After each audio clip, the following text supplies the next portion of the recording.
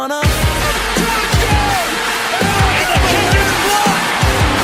Appalachian State is stunned from the touchdown. Warriors with a second to go. Still alive.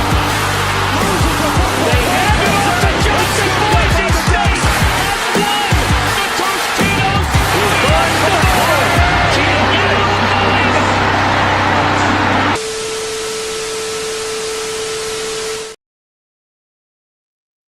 All righty. I think, yeah, so everything looks good. All right, guys, welcome. Welcome back to the Red 5478 YouTube channel. I am, of course, the man himself. I am Red. I'm bad at speaking in third person. How we all doing? Happy Labor Day. Hope you all had a very relaxing day off from work. And I know that I feel alive again. Been dying the last couple of days, and finally today, I can breathe again. I can speak normally again, and I'm excited because we got ourselves a interesting game. I don't know how good it's going to be, but it's going to be interesting. The head coaching debut of Bill Belichick as the TCU Horned Frogs take on his North Carolina Tar Heels. This game is going to be broadcast on ESPN. Donations are always appreciated, and we'll get your comment highlighted on the screen immediately. Otherwise, y'all will be relegated to the box on the bottom right corner of the screen, and we'll be chatting all night.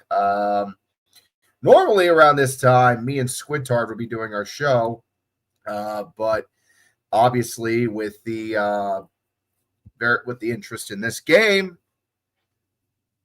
we decided that we would kick it off tomorrow night. So we will be back with the FBS report tomorrow night at 8 o'clock, normal time, different night, and that is how we're going to run it. So a couple of things that I realized during the stream last night and during the day today, as we already got a first donation of the night from Not JFKH.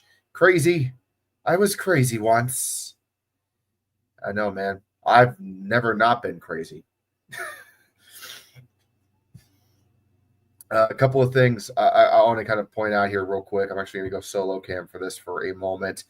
Oh geez, the green screen. You guys can see how wide my green screen is, by the way. It's not very wide. That's why I'm always kind of in close picture. But real quick, I am not going to be streaming this weekend after talking to family and just thinking on it a little bit. Probably be wise for me to rest and give my mouth a break because I'm getting wisdom tooth removal done on Thursday morning. So this will be the last stream we do for at least the better part of the next 2 weeks. So hopefully it doesn't affect us with the upcoming videos that I do have on tap.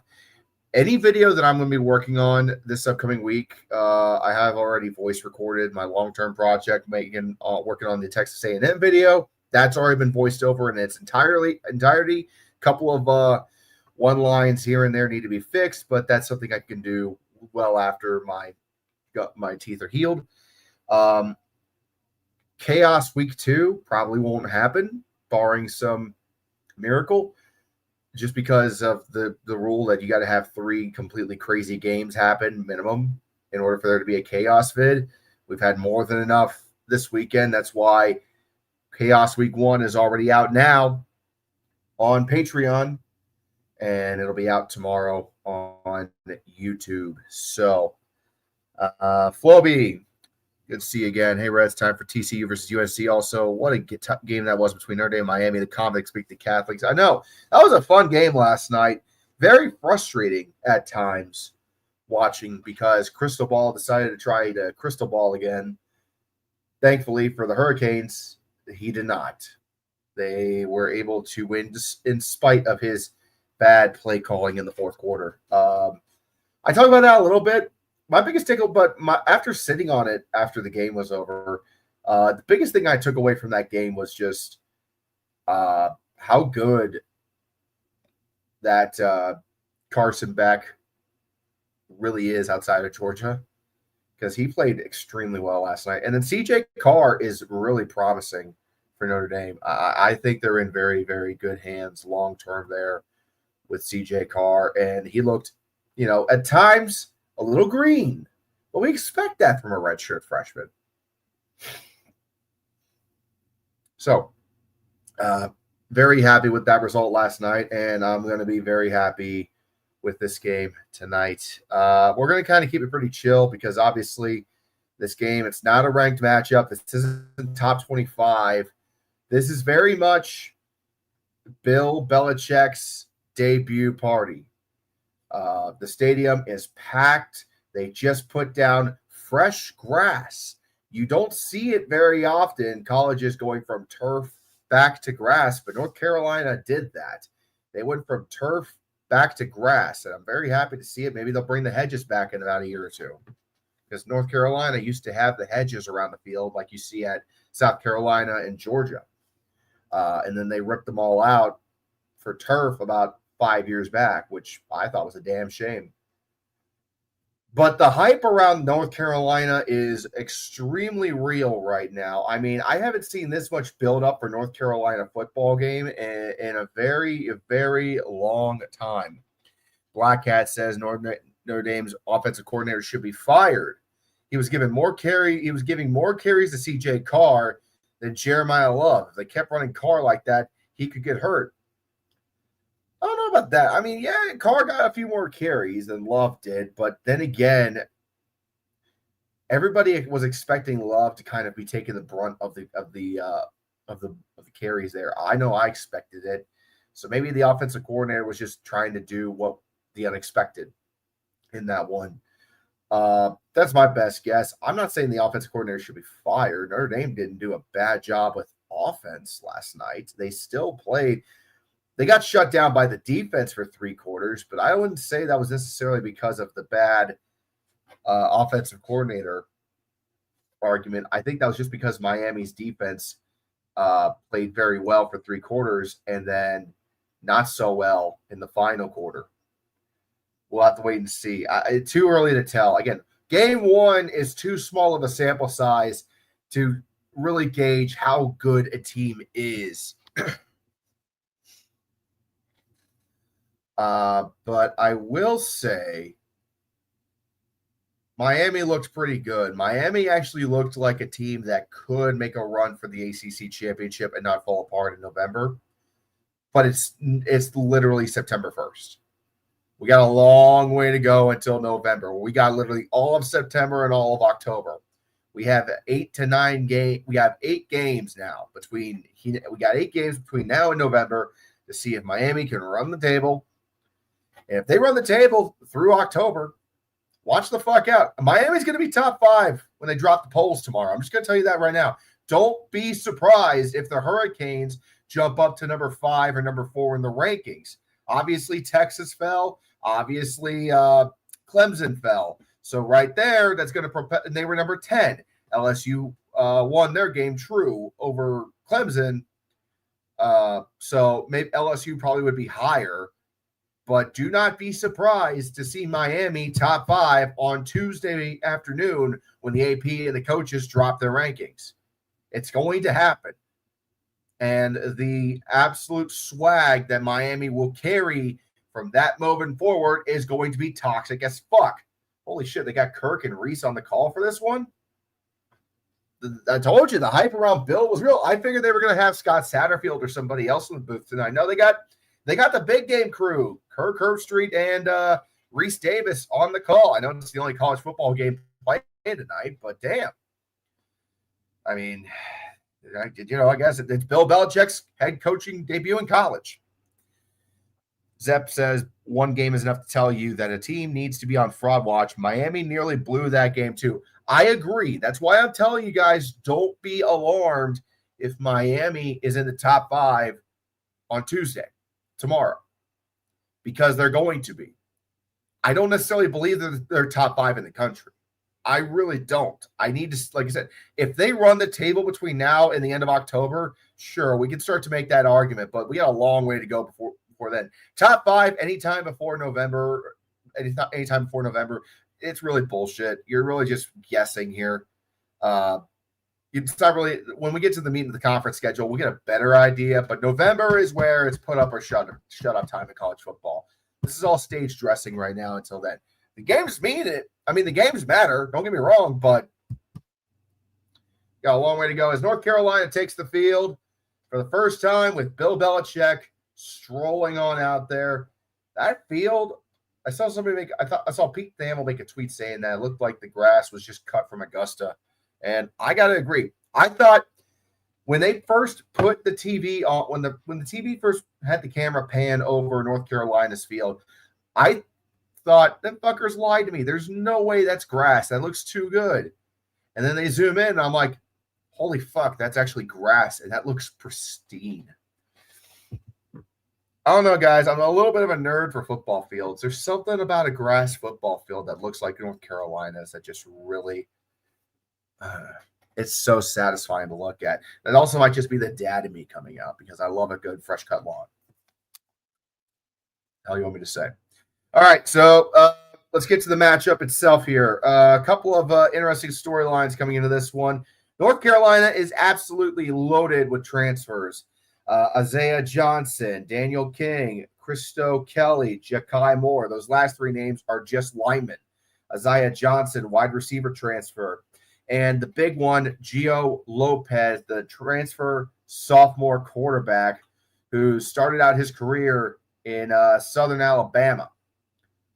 So he had himself a fairly good season last year with South Alabama.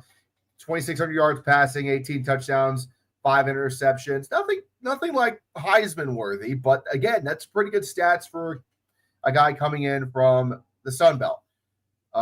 We'll see how well he's able to mesh with his lineup. We're going to see how well the linemen up front get together. Here's something interesting to look out for. I believe it's pronounced Aiden Buchanan because it's E-I-D-A-N. Aiden Buchanan, true freshman, starting at blindside tackle for North Carolina tonight. He's number 1 on the depth chart for the left tackle position. So that's a call. And then on defense, it's literally all transfers except for 3 players. Literally, the entire defense. If you go to our lads, it's where I get my rosters, by the way. All those gold names on defense, those are literally all. Come on, phone. Those are literally. You saw the gold names. Those are literally all transfers. Only 3 guys: Marcus Allen, Caleb Cost, and Will Hardy are back from last season. That's your cornerback, safety, and safety. That's all. Everybody else is transfers. So everybody came in to play for Bill. It's a mostly transfer deep roster. Now, other side of the coin, different story for TCU. Josh Hoover, pretty good season last year at TCU. Coming into his junior year, looking to improve upon that. A lot of experience on this team here. A lot of seniors and juniors. You got transfers like Jordan Dwyer and Joseph Manjack IV at wide receiver coming in, alongside Eric McAllister at wide receiver for TCU, who was very good. So North Carolina's going to get the ball first, as it is Monday night college football from Chapel Hill.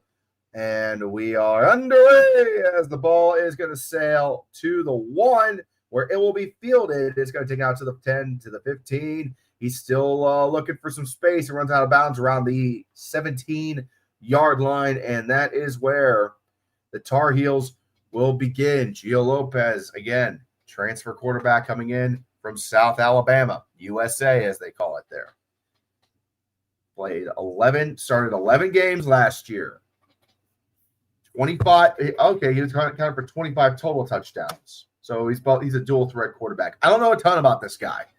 I followed the drama that was going on in North Carolina over the offseason, but I didn't do a deep dive on the ACC in the offseason. So really going to get our first good look at what this team looks like here. So All right, single back formation, old school football formation here for North Carolina as they're going to hand the ball off to their running back, and he's going to cut up the middle to the 25-yard line. Let's see, they're going to mark him just past the 25. Second and short coming up. Davion Gauss, I believe that's how you pronounce it. Gauss was the running back on the carry there. Gause, Gauss, I believe. Other notable names on this roster for the Tar Heels: Jordan Shipp, Kobe Paysour, your wide receivers, and Jake Johnson, the tight end. All right, shotgun formation, 3 wideout set as they're going to hand the ball off again. It's going to be going all the way to about the 29-yard line. More than enough for a first down. That's Benjamin Hall on the carry, another transfer running back for the Tar Heels. And we're well underway here. Now, I'm curious. Now, what I'm also going to be curious about here is Bill just running the show? Is he actually calling any plays? I doubt he's calling any plays here. It's his playbook, but I doubt he's calling the plays. All right, shotgun. Gio calls a quick hot audible. Snap, Gio. They're going to hand the ball off. 3 straight handoffs to start. And that's a different running back. This time it's Caleb Hood, the redshirt senior, coming in with the carry. Only running back that hasn't had the ball yet is the true freshman, Demon June. Pistol formation here. Lopez back to throw. He's got all kinds of time. He's going to throw it deep to the left side, and it is caught by Jordan Shipp down to about the 38-yard line, I believe. What a play for North Carolina. Great looking throw by Lopez. Had all kinds of time. We were talking about how important it would be for that offensive line to give that protection early on. And that Shipp just got right behind the corner. They didn't even see him. So coverage completely broken down by TCU. Thank you. Appreciate it. We're having fun already. Let me get this chat showing on the screen here. So it's actually down to the 24-yard line. I didn't see where it was originally. All right, man in motion, snap. Lopez fakes the handoff. He'll throw it again. It's going to be caught by Shipp. He's down to the 5-yard line. 2 catches in a row for Jordan Shipp, the sophomore wide receiver, giving him everyone's got a lot of praise going on for him. What the hell?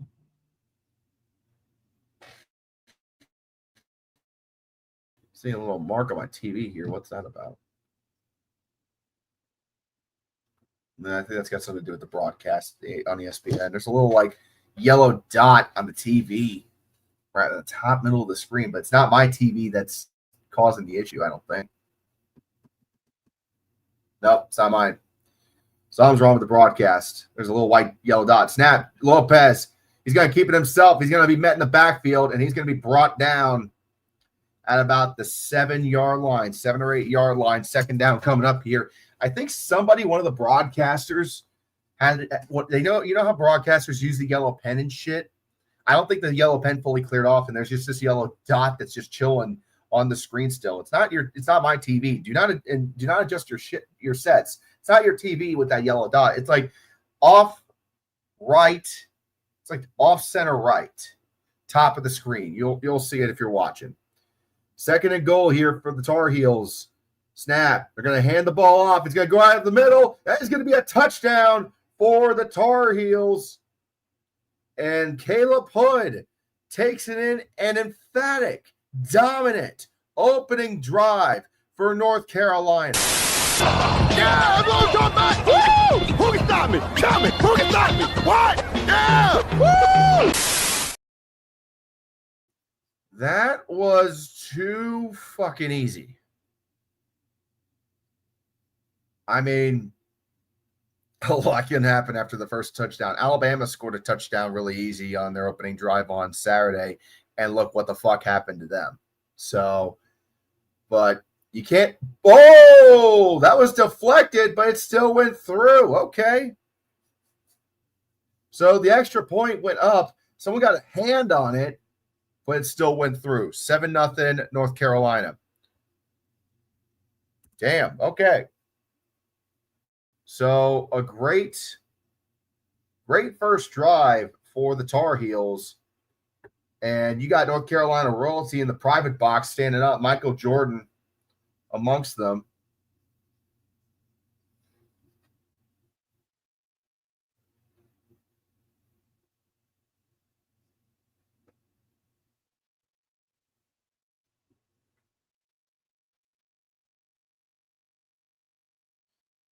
I just got tagged in this on something on Discord. What is this? Changing Discord terms of services that affects you three in particular. Your content is yours, but you give us a license, which is a form of permission to it. When you use Discord, your content may be protected by certain intellectual property rights.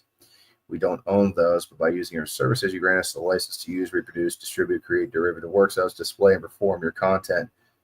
The rights you grant in this license are for limited purposes of providing, developing, and improving our services as permitted by applicable laws. Licenses worldwide. Royalty-free, sub-licensable, and transferable. Don't know what the fuck this all means.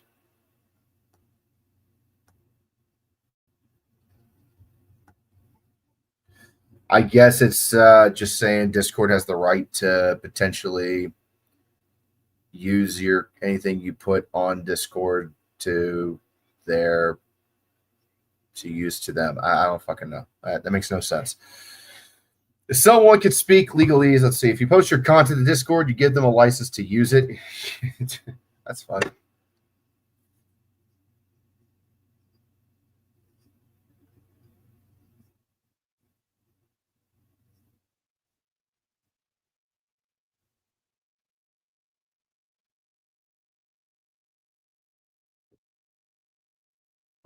Yeah, like I don't even get paid by YouTube to make my content, so I really don't give a fuck. Like, okay, they're just gonna get copyrighted by somebody else.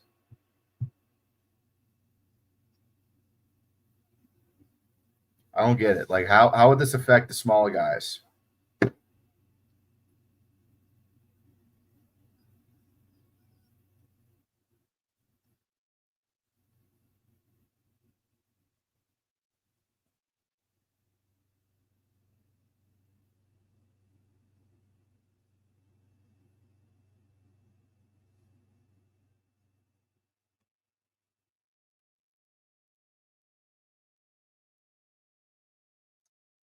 Oh, AI.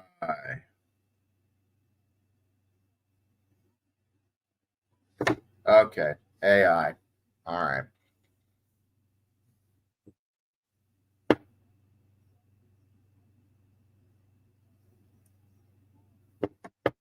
I mean, that sucks, but I don't know what to really do. I don't want. You can still get royalties from it, but okay, whatever. I don't. We went over a lot of different topics last night as the kickoff is bounced into the end zone for a touchback.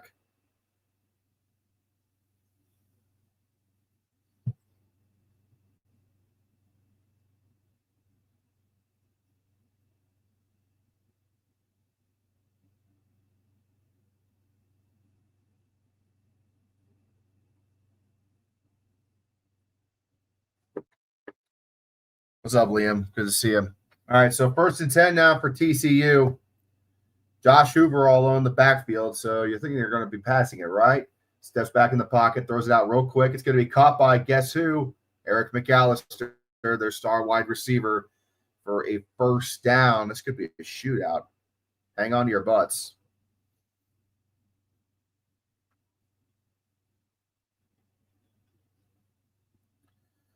All right, so been a pretty chill stream so far, guys. Again, if you want to get your stuff shouted out and highlighted on the stream, feel free to make a donation of any amount. And oh shit, I almost forgot to shout out the Patreon, guys. I'll do that here in a bit. 1st and 10 here from the 37-yard line. Snap. Hoover hands it off, throws it up back to McAllister. He makes one guy miss, and another guy goes out to the 39-yard line. He'll be down there for a gain of 2. So that's where they're going to continue from there. Quick shout out to our Patreon members of the Red Army. Our captains, Malik Freeman, Champ Gold, Brooklyn Poke, Little Theorist, Main Character Syndrome, Sergeants Jonathan Peck, TJ Stanley, Anthony Brown, Edgar Carter, Cam Ransmith, Roger Hughes, no Edamon sandwiches, and Liam. Thank you very much as well for joining us last night. Haven't had a chance to update the title card yet, but thank you. He is another Patreon backer. And we got third down coming up as that handoff up the middle for Kivorian Barnes went nowhere for the Horned Frogs. I mean, he dude literally ran to the back of a defensive lineman.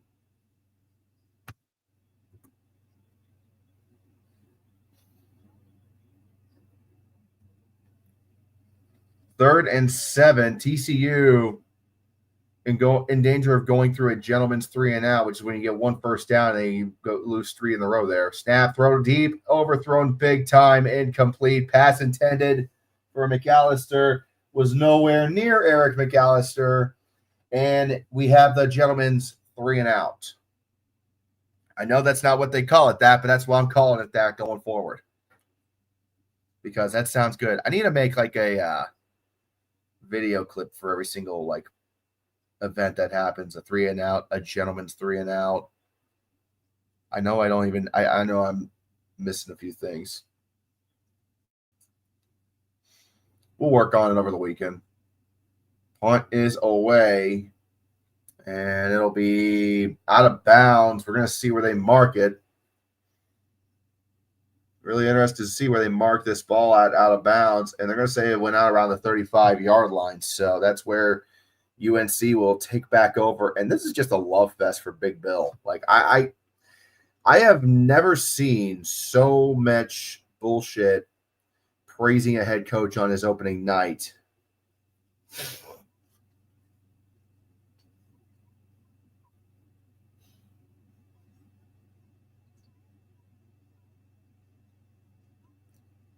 Yeah, I think this Discord terms of service stuff is kind of like not important.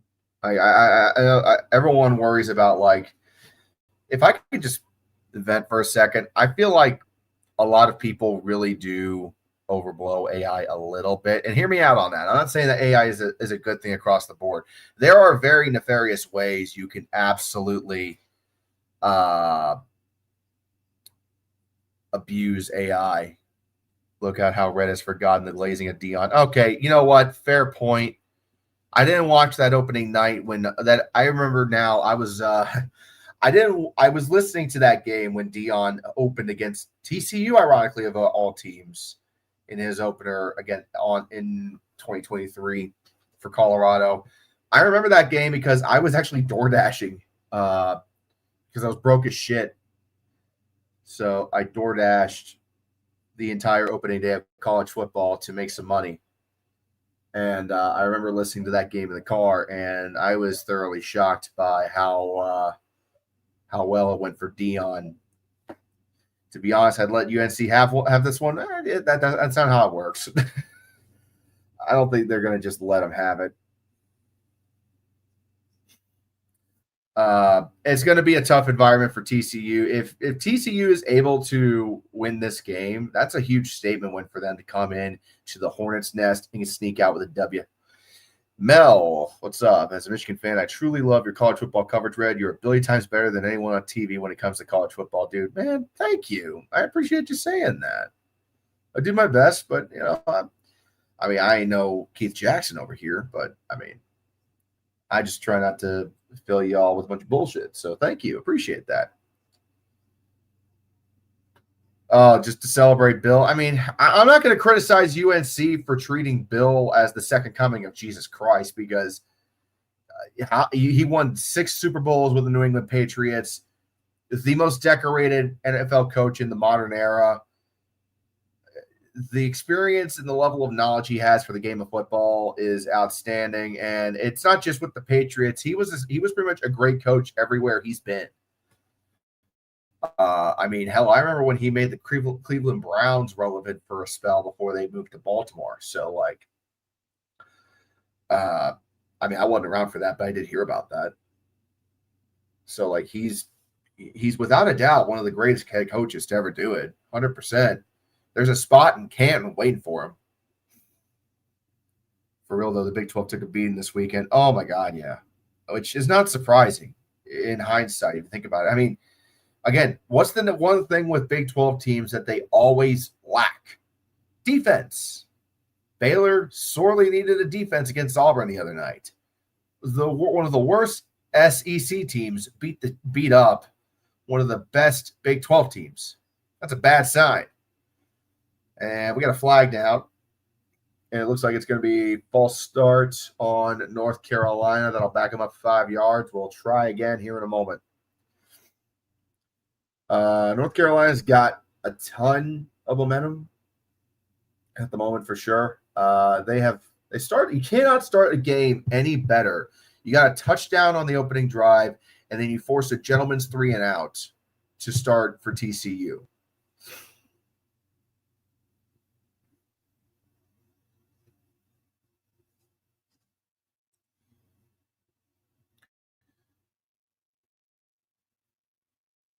All right, so here we go. Single back formation. Lopez hands it off up the middle, and it's going to be killed at the line of scrimmage.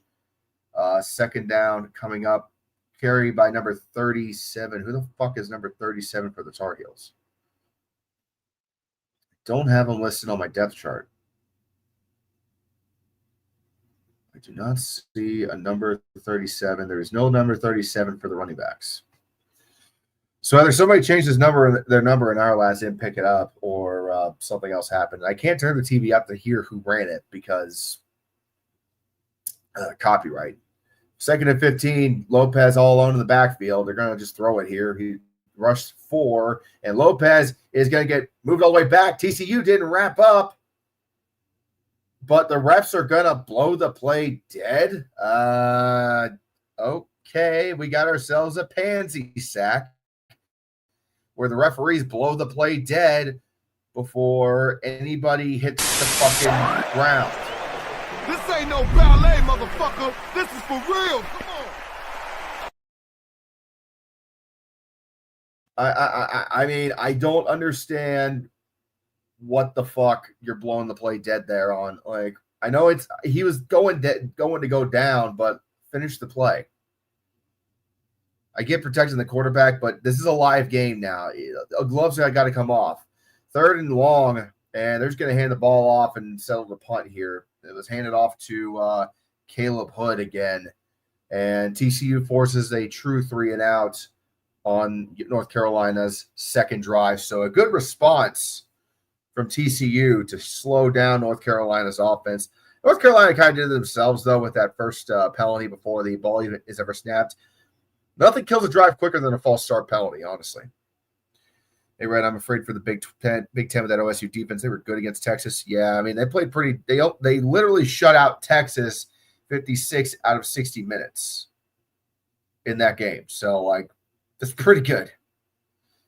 And the punt is going to die at about 38-yard line, and that is where TCU will take over.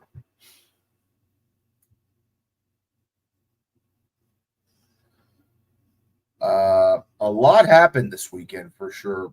This weekend was I would say it was a great weekend for college football. I'm going to enjoy it this upcoming weekend for sure. There's not going to be a ton of games that immediately catch the headlines. We kind of went over this last night a little bit during our broadcast for the Notre Dame Miami game. There wasn't a ton of games that jumped out at me last night that would be quote unquote headliners. But there are a couple that I am going to be looking forward to that I think are worth mentioning. So let's just kind of go through it a little bit here.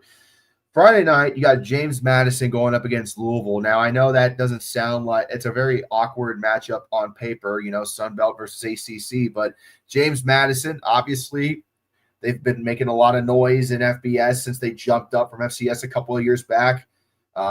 Solid year last year after they lost Signetti to the Hoosiers.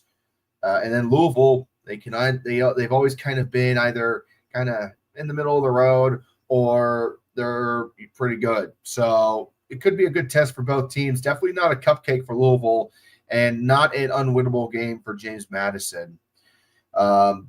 You got other games like Northwestern getting a FCS against Western Illinois. That's going to be a nothing burger there. Maryland might be in for a little bit of a tough one against Northern Illinois on Friday night. The Huskies started off the season 1-0 after taking down Holy Cross by only a score of 19-17.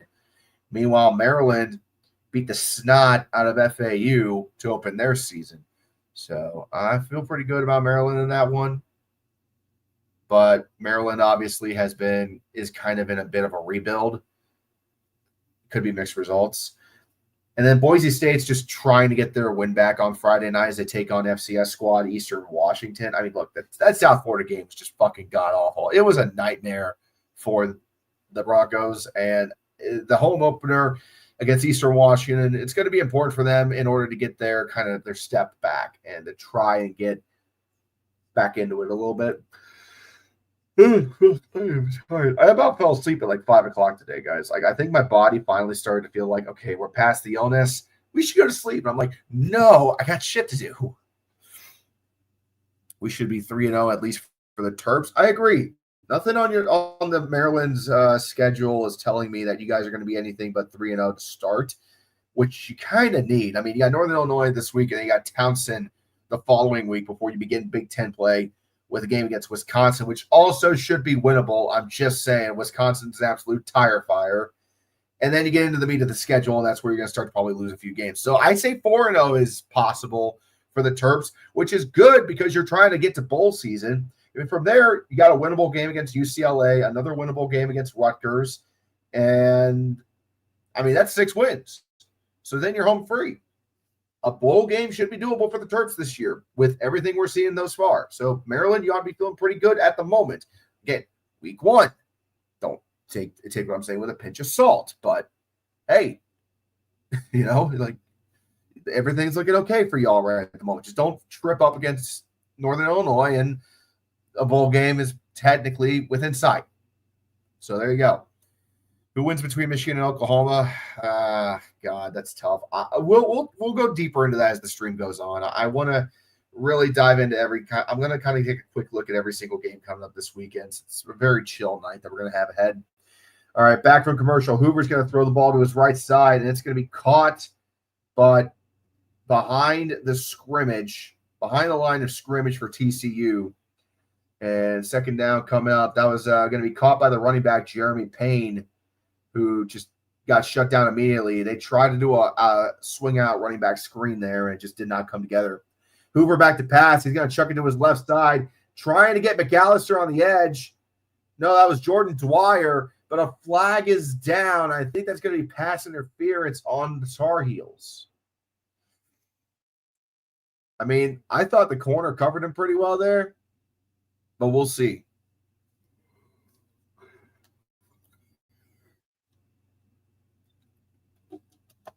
Ugh.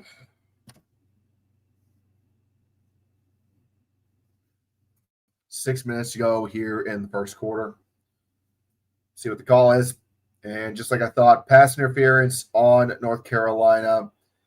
I'm not quite sure why. Is it because he just didn't turn to look at the ball or what? I don't know. I don't agree with that, honestly. He turned his head for a moment. I don't know, dude. That's kind of ticky-tack to me. I'm calling bullshit on that one. North Carolina fans are kind of pissed about it, but, what are you going to do? Oh, they're really pissed about it. Yeah, they're pissed the fuck off. They're not happy with that call. That's going to bring TCU inside of North Carolina territory. 1st and 10 from the 44, as they're going to do a handoff to the outside on a jet sweep, actually. And they're only going to get about 3 yards out of that whole north and south run. Jordan Bailey, the wide receiver, took the carry there. Who is reffing this game, dude? I don't fucking know. It's not Angel Hernandez. I can promise you that. I never look at the officiating crew because I kind of just look at them as the anonymous, rule keepers of the game. Yeah. 2nd and 6 coming up for the Frogs from the 40. Snap. Hoover hands the ball off. It's going to cut up the middle and be brought down near the first down marker. That was Barnes on the carry. out to the 35-yard line. 3rd and 1 coming up here for the Horned Toads. Glory to Hypnotoad. And we got a 4 wide receiver set. It's a wide receiver screen all day. It's going to be caught by Barnes. He only gets about a yard or 2 on the carry, but it's enough for a first down. So they get what they need. Literally, they had 4 wide receivers to block 2 corners for a first down. I mean, that's the one you see kind of coming all day long. We're seeing the hoodie in Carolina blue. I agree. It's fucking weird, but I mean, North Carolina don't look bad so far. Had a great opening drive. Got stonewalled on a 3-and-out last drive. TCU now in the driver's seat, kind of making their way downfield here. They're at the 33-yard line. Hoover is going to hand the ball off up the middle to Barnes. He's going to take it all the way to about the 27. 2nd down coming up here for TCU. I mean, in today's day and age with college football, anything's possible. You know, anything can happen. It don't matter what you think's, you know, just don't matter what you think is possible. Anything can happen. 2nd and 4 coming up here for the Toads. Snap, Hoover, back to pass. They rush 5. He's got a man in the end zone. Touchdown, TCU. It's Jordan Dwyer. Had a 1.5 steps on his cornerback, and he paid for it. TCU's going to tie this sucker up. Yeah, everyone go back. Woo! Who can stop me? Tell me. Who can stop me? What? Yeah! Woo! Yeah, they were in for a shootout, ladies and gentlemen. We are in for a shootout, I believe. They had a one-on-one with the corner safety just too far away to come in and do anything. And Jordan Dwyer gets a 1.5 steps on his man, and that's all you need. Easy peasy, lemon squeezy. TCU's on the board.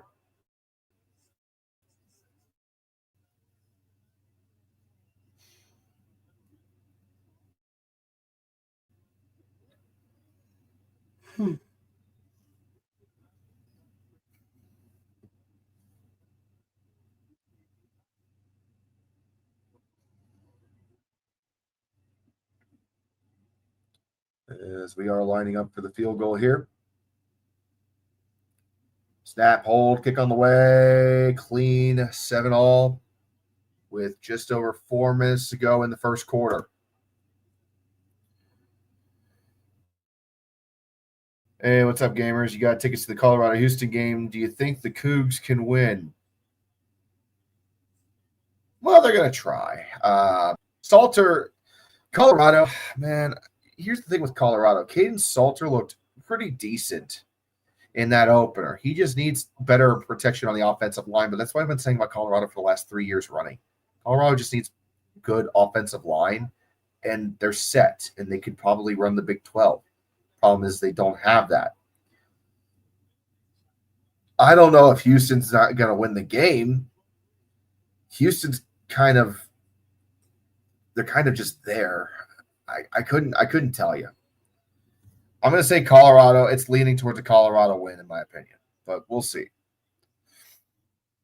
For anyone in the chat asked, yes, Sonny was on Hal Mummon's staff in the late 90s. Yeah, no shit. Old as dirt. Old as shit. And the kick is away on the kickoff. No, I'll be in touch back in the end zone. No worries there.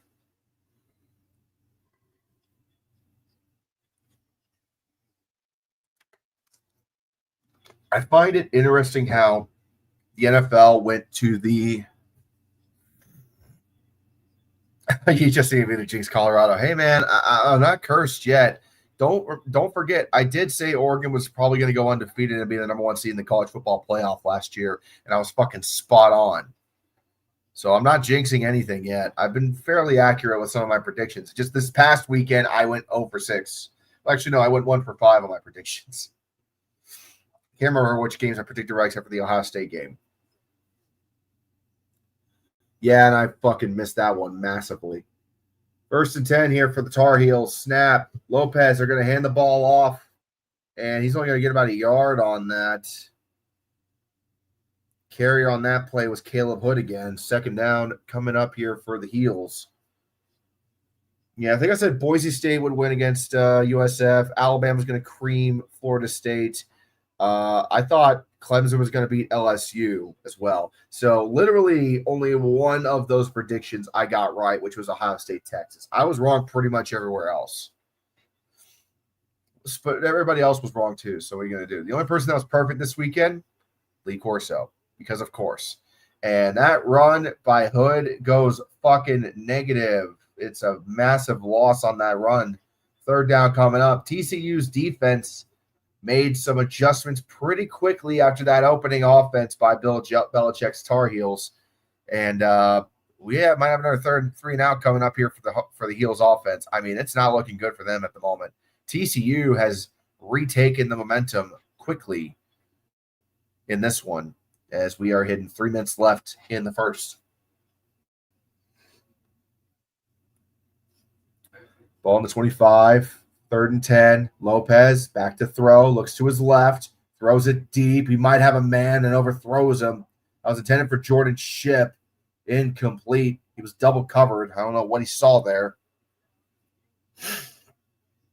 Second straight 3 and out for North Carolina. So I am not sure what to make of it thus far. Belichick's offense started out nice and hot, and they cooled off quickly. Now it's up to UNC's defense to try to retake the momentum here on this upcoming drive. As that punt is away, nearly blocked, but the defender lost his balance on the way. That's going to be fair caught at the 30 by Jordan Dwyer. And we're going to take a commercial break, it looks like.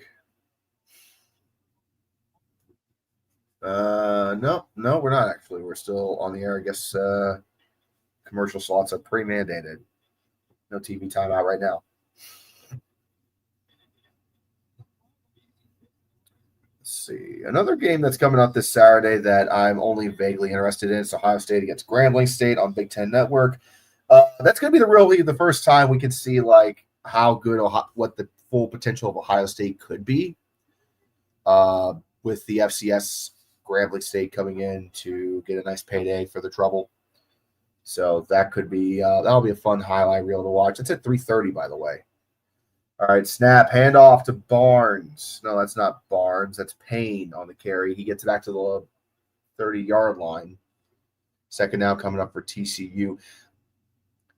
I don't think Ohio State has ever played Grambling State. It's very rare when Ohio State plays an HBCU college. So I'm really curious to see how that one's going to go. I'm not saying that Grambling State's got a chance. I'm just saying I'm really curious to see how, everything's going to play out there.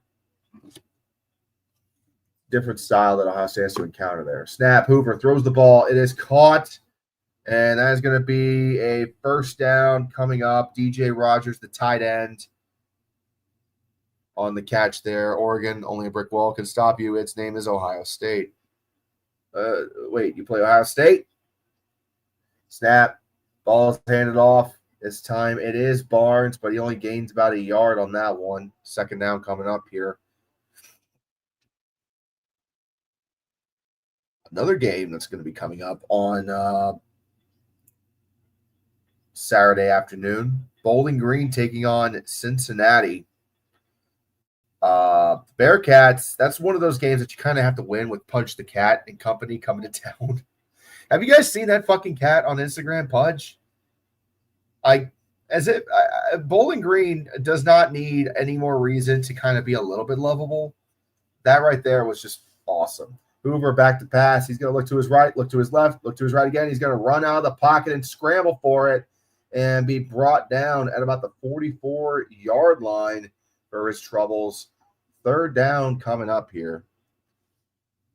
I mean, of all the fucking mascots for the players to rally around this season, a cat is something I did not see for the Falcons. I figured they would have like a locker room bird, but a cat's much more lovable, I guess. But damn, Eddie George just must be really running these fuckers into the ground up there at the Doy, because that's crazy. If you're getting beaten up so bad at camp that you need a locker room cat, Eddie, you need to chill. 3rd and 6, Hoover throws the ball, and it's going to be caught by Joseph Manjack. And that'll be another first down for TCU. And UNC is having trouble slowing down the Horned Frogs right now. And I think that's going to be all she wrote for the first quarter as time has run out. Tied at 7, but TCU has the momentum right now. We will see how it goes the rest of the way as we go to commercial with the score at 7-all. Let's talk a little bit more about this upcoming slate this week. Again, Bowling Green against Cincinnati. I think Cincinnati should win that contest. If they lose to Bowling Green, that's big problems for UC. They lost their opener to Nebraska. It was close. They played really well against Nebraska, but they still found a way to lose. So that's going to be one that they got to kind of get a get-back win on. Bowling Green, on the other hand, they're coming off of a win against Lafayette, 26-7, a convincing win at that. So they're going to have some pretty decent momentum coming in. Cincinnati's the favorites, obviously, but this is another one of those cases where it's technically a low-end Big 12 team taking on mid to high-end MAC school. Could be an interesting contest if Cincinnati really is shit, but we shall see. The Buckeyes should be number 1 in the week 2 poll. Yeah, I mean, I think that's kind of obvious. When you take down number 1 in your top 5 already, by default, you should be number 1 in the nation, just as a general rule, regardless of what team you are. I know Penn State's going to say, oh, we beat the brakes off of Nevada. Yeah, you played Nevada. Shut the fuck up. Call me when you play a real team. If I had to make a prediction right now for my top 5, I would say it's going to be Ohio State at 1, Penn State at 2, LSU, I think, is going to jump up to 3. Yeah. Hang on. Let me look up the top 20. Let me look up the top 25 as it currently is right now. Hold on a second. Before I say anything else, let me just jump to the top 25 before I make any more stupid shit. Okay.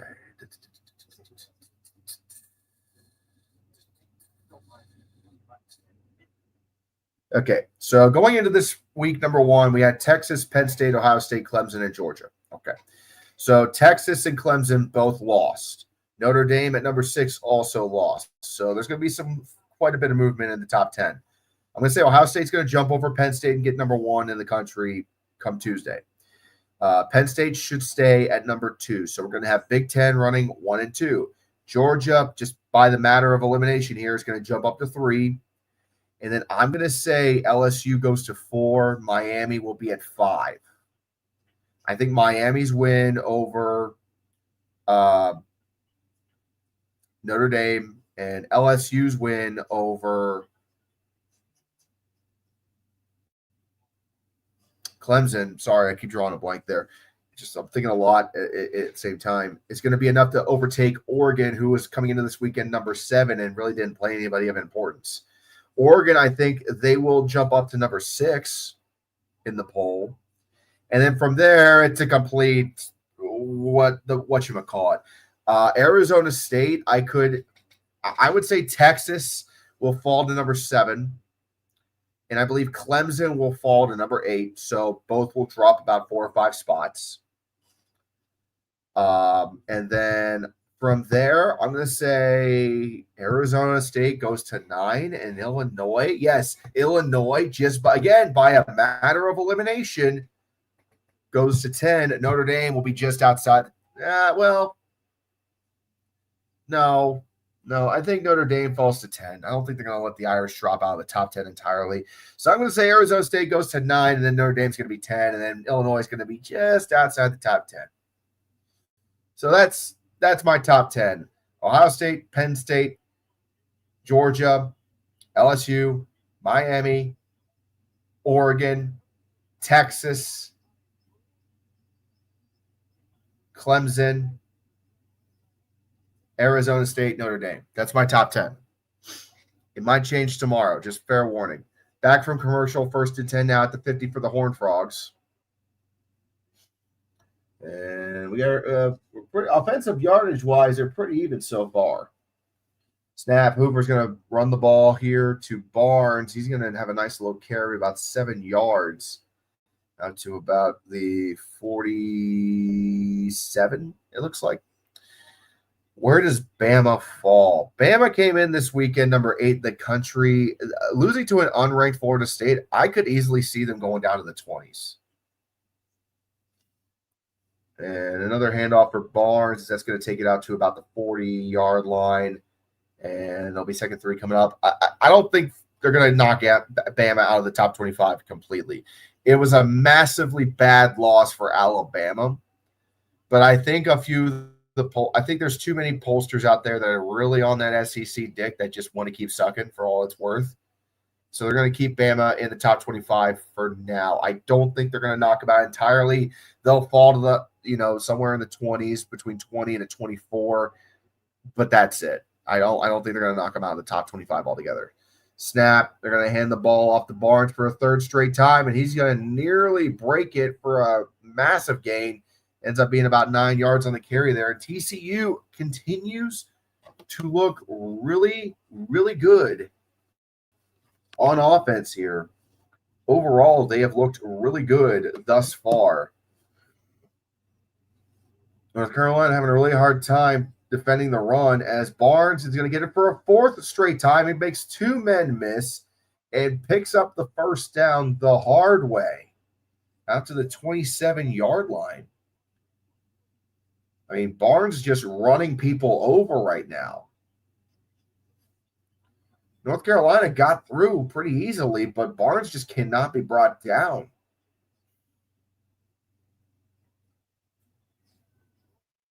First and 10 now from the 27 for TCU. They're knocking on the door. Hoover throws it to the left side, and it's going to be caught.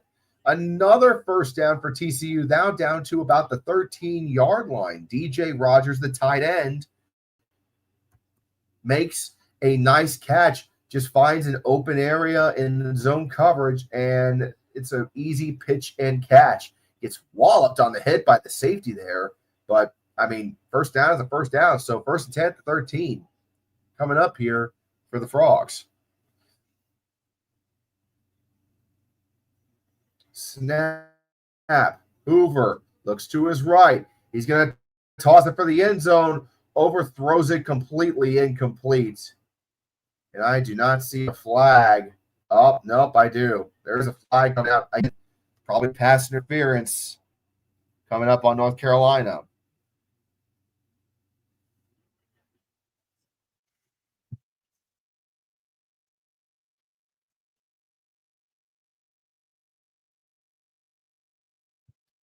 So pass interference called. Did he say it was on the offense?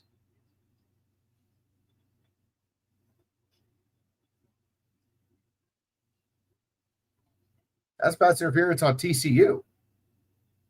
So 1st and 25 coming up here for the Horned Frogs. I guess Dwyer got a little too aggressive on the push-off.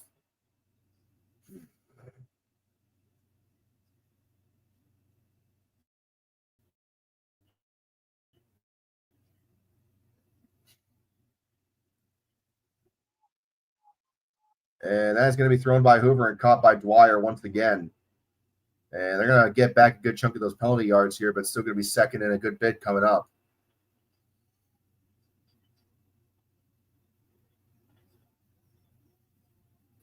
Second and 12 coming up for the Frogs from about the 15-yard line. Hoover, quick pitch and catch again, back to Dwyer. He's getting a lot of targets so far in this game. And that's going to be just about to the 10-yard line. 3rd down coming up.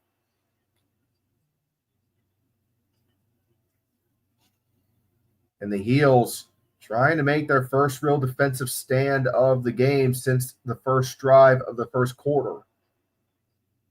Very important coming up here. 3rd and 7 for the Tar Heels. They need to get a big stop right now.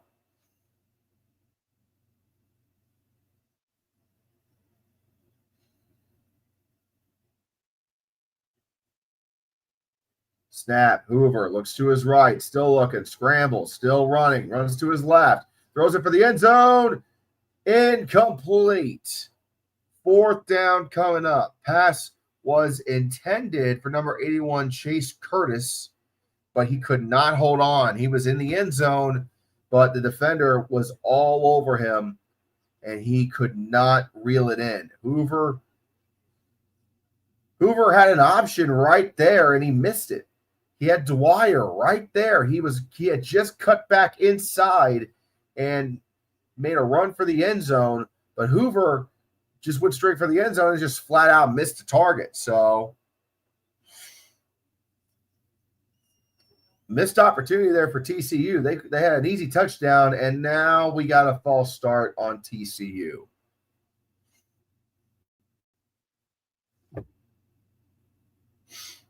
From the look of it. So this field goal is going to be backed up a little bit longer here.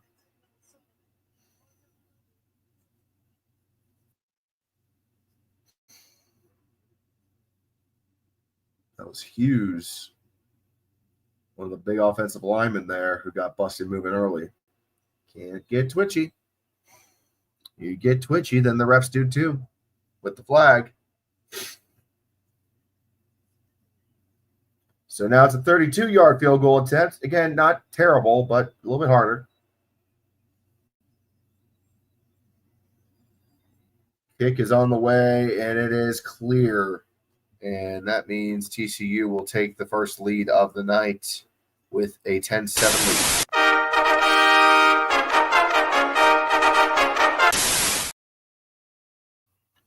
All right, gang. So I'm going to step out for a quick second and get a little bit of water. I'll be right back here in just a moment, okay?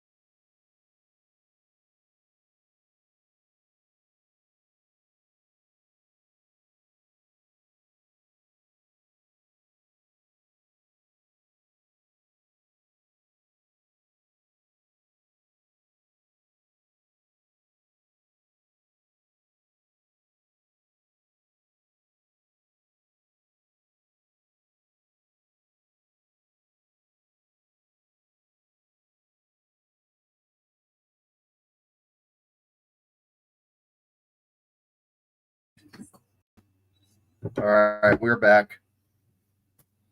Sorry about that, guys.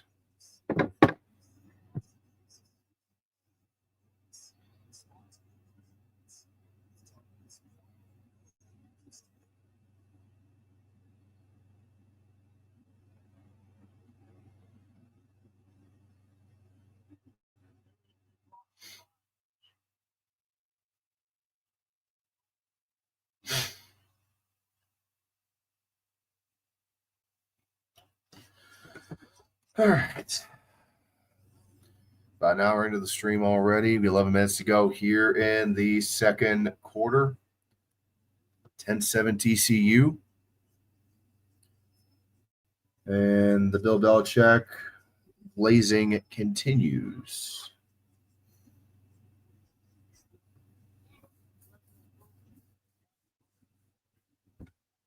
Give me 1 second, guys. One of my kids is asking for me.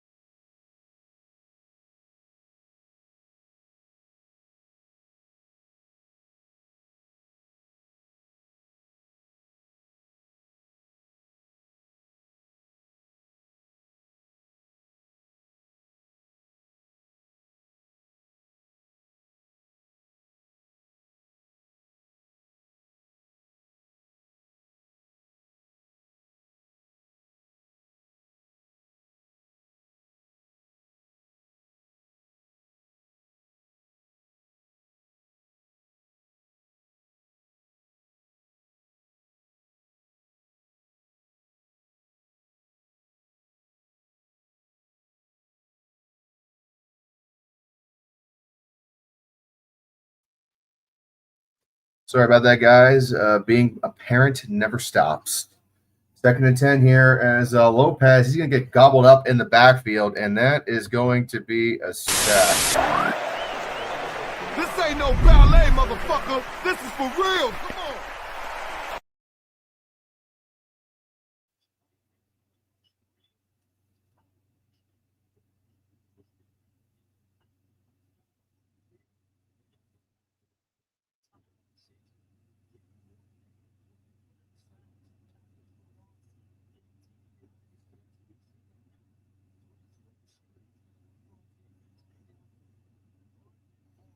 Third and 13 coming up for the Tar Heels. And they're going to hand the ball off on this one out to about the 24-yard line. That's going to be another 3 and out for the Tar Heels. The offense has been completely shut down, guys.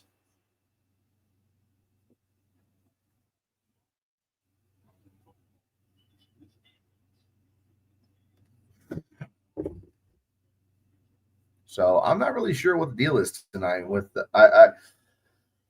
Belichick's offense has completely disappeared since the start of the first quarter. That first drive was literally it, and then they literally vanished. We haven't seen a bit of them since the first quarter. As that kick is away, and it's going to be fair caught at the 32 for TCU, and that's where they'll take over. So Belichick's North Carolina team is having some struggles here on offense. They cannot get out of their own damn way. Once again, if you want to have your comment highlighted on the show, feel free to make a donation of any size. And if you want to make monthly donations to the channel to support us and help us do a little bit more around here, go to patreon.com/red5478 and make some donations today. I also got a merch store. Check the link in the bio on my YouTube channel, Fourth Wall -red5478. Bill is pulling the Dion. Yeah, I guess. I don't know what the fuck it is. This TC, like literally North Carolina's offense kind of just vanished after that opening touchdown. They had all that energy and all that momentum, and then as soon as they got the touchdown, gone. All right, so we got some other games. Again, we're going to kind of cycle through upcoming games tonight, and I want to kind of hit on every single one, both to kind of get myself familiarized with what's coming up this weekend and also kind of help you out. So currently, Texas is going to be taking on San Jose State on Saturday at noon on ABC. That's going to be a blowout, 100%. Texas is going to be playing pissed, looking to redeem themselves. Penn State will play FIU, probably nothing there. Illinois will be taking on Duke. This is actually an interesting matchup. You got Duke coming in after kicking off the season with a win against Elon, 45-17. Illinois coming in after beating the shit out of Western Illinois, 52-3 for Western Illinois. They got two big matchups against two Big Ten teams. Damn it. You look at the tail of the tape here. I mean, Darian Mensah went 27 for 34 with 3 touchdowns. Luke Altmaier went 17 for 21 for 3 touchdowns with Illinois. It's going to be a pretty even contest. I think that one on ESPN might just be one of the games of the early slot for the window that you really should pay attention to. This is going to tell us a lot about who Illinois is certainly going to be as a team this year, if they're actually going to be legit. Not to mention they're going down to Tobacco Road to play this one against Duke. This is an away game for them. This isn't being played in Champaign. Could be a test. Could be a real test for them. We'll have to wait and see. I think Illinois should be able to pull off the win here, but it's a complete toss-up. Another pretty good game, potentially. Baylor renewing their rivalry with SMU. Mustangs went AWOL, or absolutely help. They went absolutely batshit on East Texas Commerce on Saturday. As expected, Baylor got trounced and embarrassed by Auburn, despite having a really, really good offense. Robertson, the quarterback, played absolutely great in that game against Auburn, but his defense just could not support him. So Kevin Jennings for SMU, he played all right, but didn't nearly. But against Texas Commerce, not nearly as impressive. And I don't know if that's because they pulled him out early or what, but I mean, East Texas A&M. I don't know. First 10 for the Horned Frogs. Hoover back to pass. He's going to look deep, and it's going to be caught inbounds by Dwyer. Another easy first down. And, Kevin Jennings, he played the full game on Saturday for SMU. At a QBR of 26. Running back by committee. It's probably the main name of the game there. That's where a lot of your scores came from. Hoover back to pass again. This one through the hands of Payne, incomplete. 2nd and 10 coming up. Now, I don't know at this point in the game if what exactly is causing the malfunction with the North Carolina offense, but they got to get it together. And quick. Real fucking quick. Because it's genuinely kind of jarring. It offense absolutely just stopped dead, like North Carolina has. 2nd and 10, just over 9 minutes to go here in the first half, as Hoover's going to hand the ball off to Payne.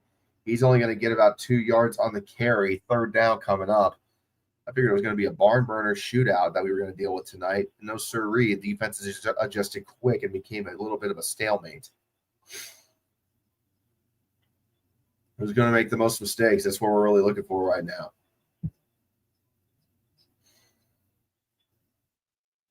Third and 9, snap. Hoover back to pass. Steps up in the pocket to avoid the sack. Scrambles to his left. Throws it over the left side. Wow, what a catch by Dwyer. Dwyer absolutely just snatched that ball out of the sky. I was thrown like a rocket ship. And, he was hand fighting with the corner the whole way. 1st and 10 from the 34. Snap. Hoover hands the ball off again to Payne. And he's going to be brought down at the 30. 2nd down coming up here.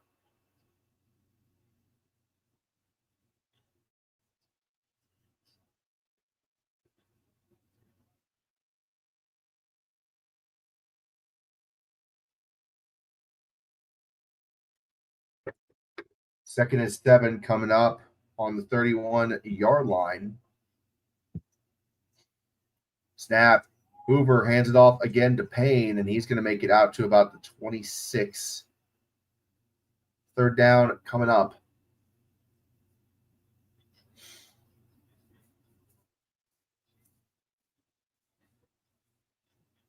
TCU's offense is looking really good right now, guys. It's high-powered.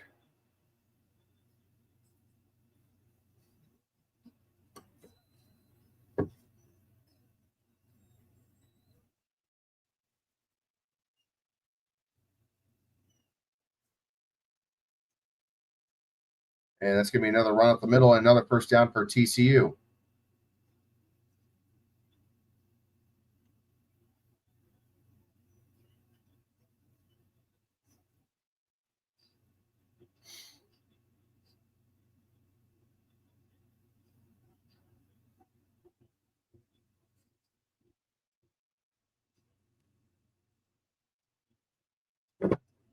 All right, 1st and 10, snap, Hoover, back to pass, pump fakes it once, scramble, still running, runs that back upfield here, throws it. It is going to be caught by Dwyer, who's getting absolutely targeted all night tonight.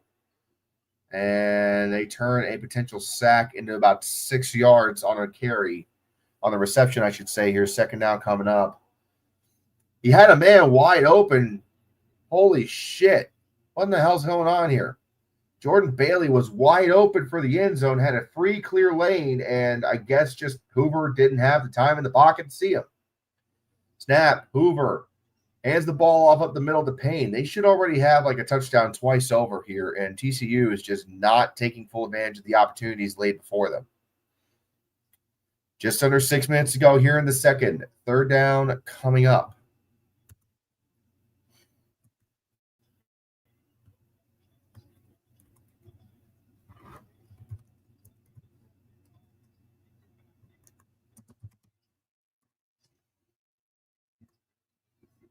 TCU, they've had a couple of really good opportunities to get some shit handled, and they just haven't been able to do so this far.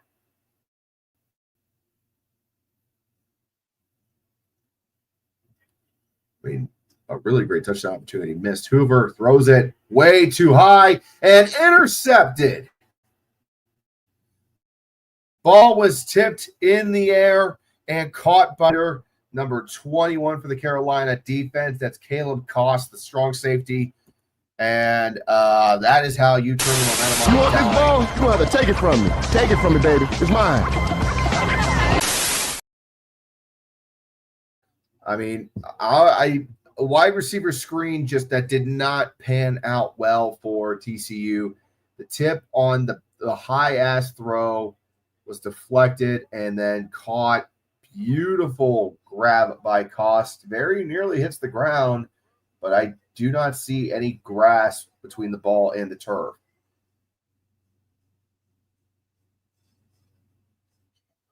So, fuck. I guess in North Carolina, he had a shot in the arm. That was it. That's literally fucking it. They needed that to happen right there. All right, let's see what we're doing here.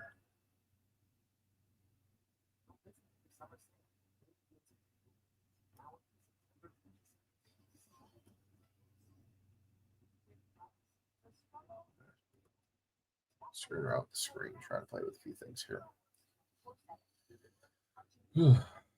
Alrighty, what are we doing?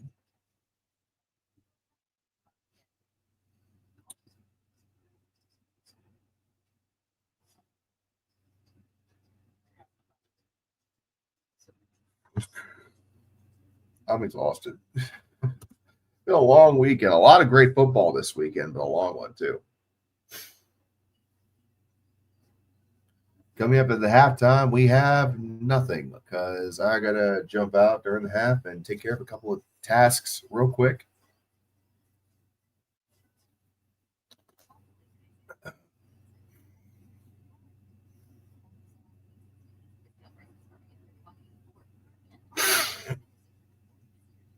Shouldn't take me long. I just got to switch out some laundry and do a couple of things real fast. But let's see what else we got coming up this weekend. Baylor against SMU. That'll be another game that we can pencil in as a game that's worth our time and attention. What else do we got here? Indiana going up against Kennesaw State. Chance for the Hoosiers to kind of flex. They struggled a little bit on Saturday against Old Dominion. Didn't really blow them out like I was thinking they would. Kind of had a sloppy game there. Got the battle for the Cyhawk on big noon on Saturday between Iowa and Iowa State. Cyclones heavily favored to win the Cyhawk trophy in that one. And I would agree with it. They're already 2-0 on the season. Iowa it's Iowa. We already know what they are. Nothing new there. Texas Tech gets a free win coming up against Kent State, who finally broke the winning streak by beating FCS Merrimack on Saturday. Still have not beaten an FBS squad in a good bit. So don't think that this is going to be the first one. Well, we'll see. Last 4 drives for North Carolina. Touchdown, punt, punt, punt. They've gained approximately a negative 10 yards in the last 3 drives. 1st and 10 here for North Carolina for the 19. Snap. They're going to hand the ball off up the middle with Benjamin Hall. He's going to gain about 4 yards on the carry there.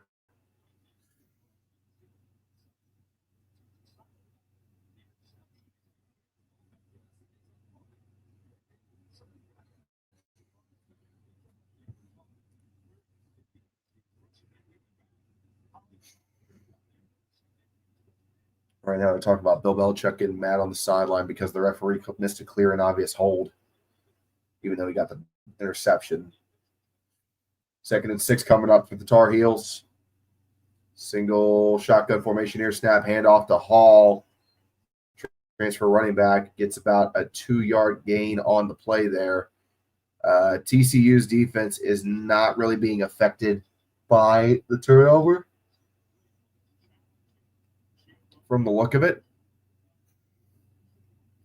So they're standing up strong with just over 4 minutes to go here in the first half. North Carolina is 0 for 3 on 3rd down tonight already. 0 for 3 on 3rd downs. Not good. Snap. Short snap. Lopez on the throw. It is intercepted by TCU, and that is going to be a pick 6. Oh, boy, that ain't good. You want this ball? You gonna have to take it from me. Take it from me, baby. It's mine. Yeah, I'm gonna come back. Woo! Who can stop me? Tell me. Who can stop me? What? Yeah! Woo! That is embarrassing. Gio on the low snap did not see the corner lurking there. That was an interception caught by number 21, Bud Clark, the redshirt senior free safety. And TCU is going to get an unsportsmanlike flag for celebrating too hard on that one. And this is getting ugly in a hurry. Lopez, welcome to Power 5 college football. I hate to tell you. This is not good. Literally, like, they are failing on 3rd down so hard right now. They are 0 for 4 on 3rd down. With a pick 6 to match up with.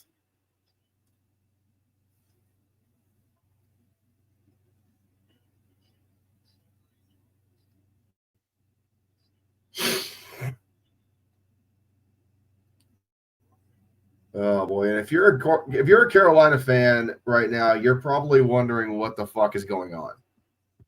I'll tell you what's going on. This offense that is composed of transfers is not gelled together, and Gio Lopez, the redshirt sophomore, is not that experienced. He did not see the free safety closing in on his wide receiver and paid the ultimate price. Target was Jordan Shipp, and Clark disguised it extremely well. Came in at the exact moment and plucked the ball right out of the sky. I mean, that's about as textbook of a pick 6 as you could possibly ask for if you're a defensive coordinator. That's one you just kind of, if you're on offense, you just kind of sit back and go, how? Why? How did he not see that? Now, Clark did get busted for a 15-yard unsportsmanlike penalty there, so they did have to back up the kickoff to the 20-yard line. So North Carolina is going to get a chance to return the kickoff and get some decent field position on this one.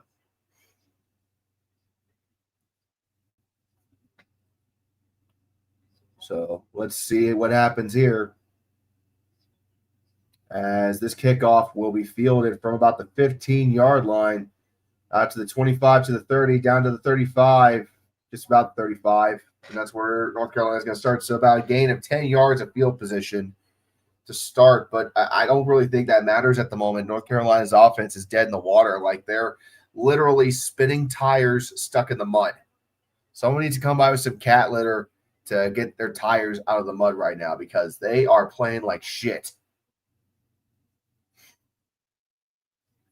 And this crowd in Chapel Hill is going mild right now. They are absolutely going mild. Just under 4 minutes to go here in the first quarter. Single back formation for the Tar Heels. Lopez is under center. Ball is snapped. Going to hand it off. It's going to be a gain of 2 yards. Ball being carried by Caleb Hood. Second down coming up for the Heels. Can't ask for a better first half if you're TCU. Gave up the opening drive. He withstood the Hornets' Nest storm. Speaking of TCU, you got royalty on the sideline there. The Red Rifle himself, Andy Dalton, on the sidelines, who won the 2010 Rose Bowl with TCU, currently plays, I think he's in Carolina at the moment as a backup. So that's ironic that he's able to be there. 2nd and 7.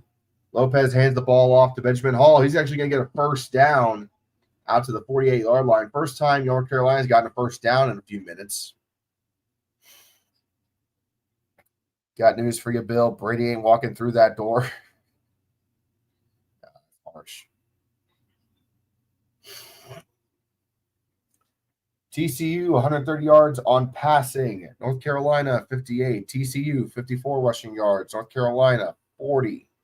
TCU, 57% on third downs. North Carolina, fucking nothing. 0, zip, nada, zilch. 1st and 10 for North Carolina. They're going to hand the ball off to fucking Hood, and he's going to gain maybe 4 yards on the carry. 2nd down coming up for the Heels.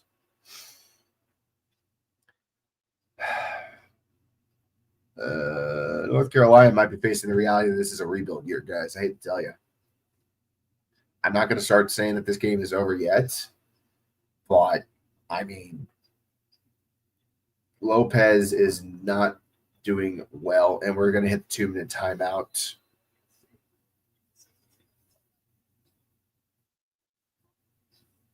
Huh.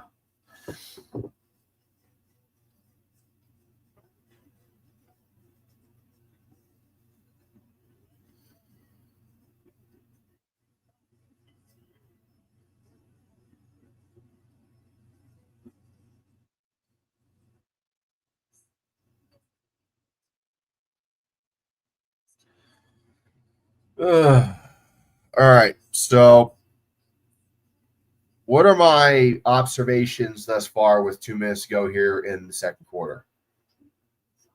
Number one, TCU's offense is very, very scary. The combination of Eric McAllister and Jordan Dwyer, as expected, is a very potent combo with Josh Hoover at quarterback. You add in the efforts from Jeremy Payne and Kevorian Barnes at running back, and a very solid, experienced offensive line led by juniors and seniors with one redshirt freshman at left tackle.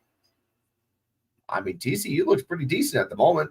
They're kind of handling North Carolina right now, not really taking too much off of here. I mean, and also you only got one new player on defense this season for TCU, and Ansel Demimba, the transfer defensive tackle. Everybody else is back from last year. It's showing. They're shutting down North Carolina. Experienced teams usually play better depending on the circumstance, and it's showing right here. Carolina, on the other hand, I really don't know what the fuck is your. I think it's just a matter of it's filled with transfers, a lot of unknowns that are starting to kind of show where the weaknesses are. Gio Lopez is struggling big time in the moment. Had a great first drive, but as we all know, the first drive is not an indicator for how the rest of the game is going to go. So we'll see. I don't know at this point in time if this is going to turn into a blowout. If it does, then it's just another case of people needing to lower their expectations. Just because a big name is being attached to a program doesn't mean they're going to win a championship year one. Like, that's one thing that's really pissed me off. Like, Belichick, great head coach, one of the best to ever do it, 100% without a doubt. No coach can just walk into any college football program and turn it all around and win championships year one. I'm just saying. That is not something that just happens. It is an anomaly. Okay? Like, it is a very rare occurrence when a coach can come in after another coach steps down and have more success the following season. Sometimes that's because the head coach that left is leaving a really good team behind to go to the NFL, take on a better job. That's not what we got with North Carolina. Mac Brown had a rather mild team that he left behind. They weren't anything special last year. They weren't terrible, but they weren't special either. And they literally gutted it and rebuilt it from the ground up. All right, the 2-minute timeout from the 49, 2nd and 7. Gio's going to step up in the pocket and run for it here. Takes a hit, and he's only going to get about 3 yards out of it. 3rd down coming up for the Heels. If you're North Carolina, you need a spark, and you need it now. The interception that you had on TCU was supposed to be your spark, and you threw it away. Now you got to make something happen here. Oh, fuck. You want to hear something crazy? The last time Lopez completed a pass was 1 hour and 14 minutes ago at 8:12 Eastern time. It is 9:26 Eastern time. And there has not been a completed pass in that amount of time. 3rd and 3 coming up here. Now they're going to have to force to throw the ball. They are 0 for 4 on 3rd down tonight. Let's see if they go 0 for 5. Bad snap. Lopez, he's going to chuck it deep. Incomplete. Terrible throw. Terrible option to Jordan Shipp. 4th and 3 coming up. Wow. Terrible snap by the center, Christo Kelly. And threw that right into coverage. Like, what the fuck is, like, he was basically thinking, oh, fuck it, Jordan Shipp's going to be open down there somewhere, and he wasn't. What are we doing? And North Carolina's going to punt the ball after a gentleman's 3 and out. Oh, my God. They bobble the snap, and the punter just barely gets it away. And the ball will die at about the 20-yard line. What the fuck is going on? North Carolina is falling apart at the seams. Bad snap by the center on 3rd and long, on 3rd and 3, and then a bad snap by the center again. Different center now. Punter just didn't catch it either.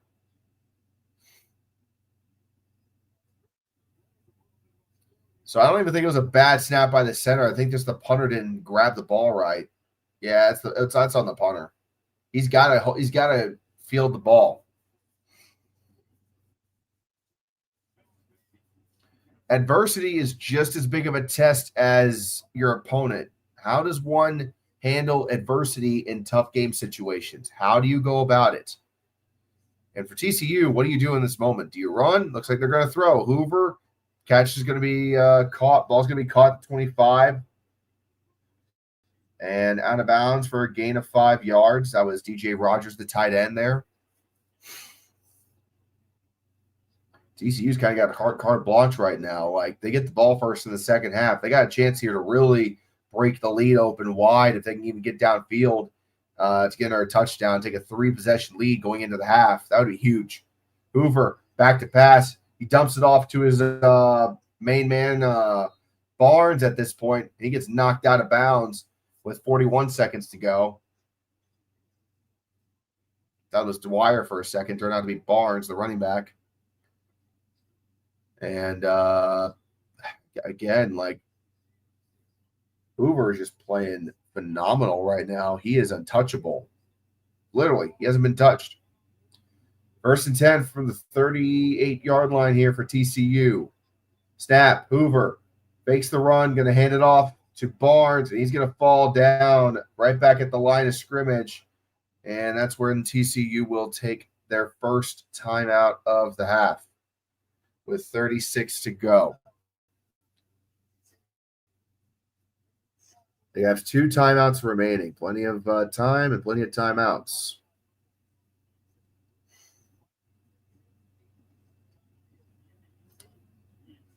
I mean, what do you guys think about this? Like, this is incredible. I don't know if I should be surprised if I should be going mild right now, because on the one hand, I shouldn't be shocked that Bill Belichick's North Carolina Tar Heels are on a little bit of a struggle at the moment. But on the other hand, I'm kind of surprised at just how effective TCU has been shutting down the Tar Heels offense. Like, I didn't see that coming. Like, I knew they had a lot of experience coming into this game, coming back from last season. But again, I didn't see that coming, especially after that first drive. The adjustments they made after the number 1 drive of the game where North Carolina got that touchdown, I mean, fuck, they work. 36 to go now. Snap. Hoover back to pass. Caught by Dwyer. He's going to make one-man miss. He's going to pick up the first down and run out of bounds immediately. Great field awareness at the 49-yard line.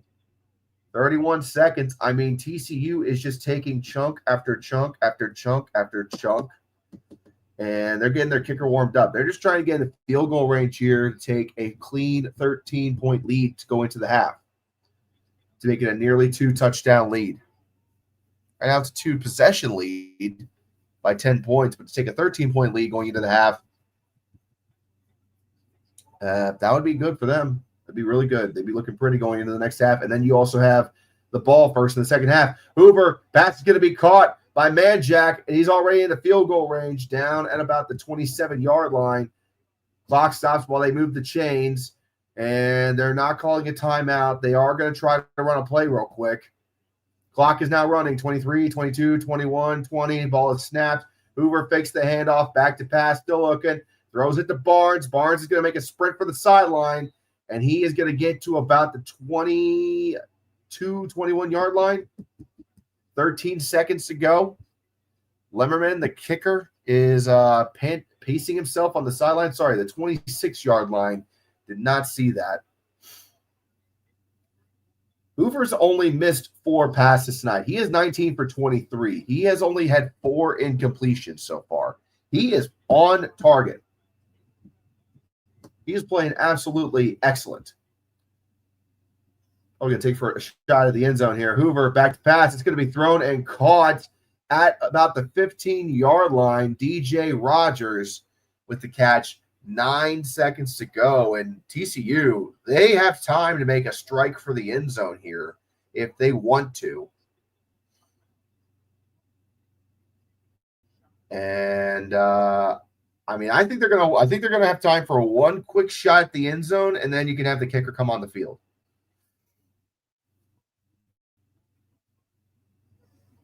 And if TCU gets a touchdown on this play, I'm just going to throw my hands up and be like, guys, what the fuck are we doing here?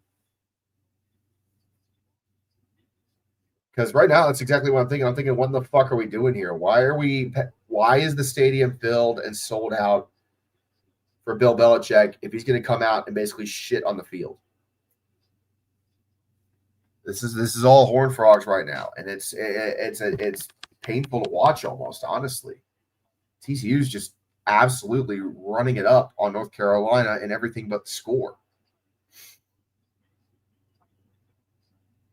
North Carolina still hasn't converted a third down in this first half.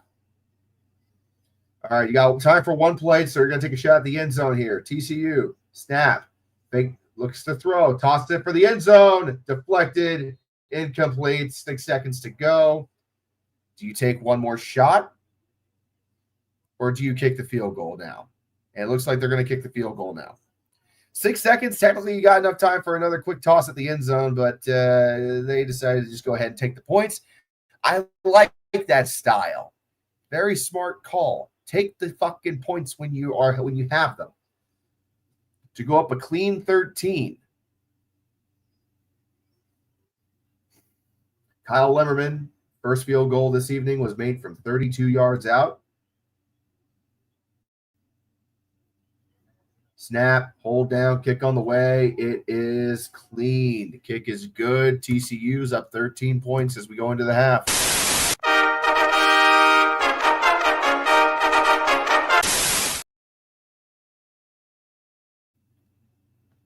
Red, which like two out of the Bengals? What? Which like two out of the Bengals to win the Super Bowl so Ohio State can have 10 more years? What are you asking? Would I rather the Bengals win the Super Bowl or Ohio State 10 more years of losing to that team up north? No, I'd rather Ohio State beat Michigan. Sorry. All right, so we're going to go to the half. It looks like the clock was rolled through, and 20-7 at the half. TCU just embarrassing North Carolina. I agree. I do not think this is the first half that Tar Heels expected, especially after the first drive of the game when they just marched down the field like Patton's Army to the end zone. This is not good. Not good at all for the Tar Heels. So, got to take a quick break. Got to do a couple of chores real quick around the house. It is halftime, so I'm just going to step out for a moment. Give me like 5 to 10 minutes, and I'll be right back here in a jiffy.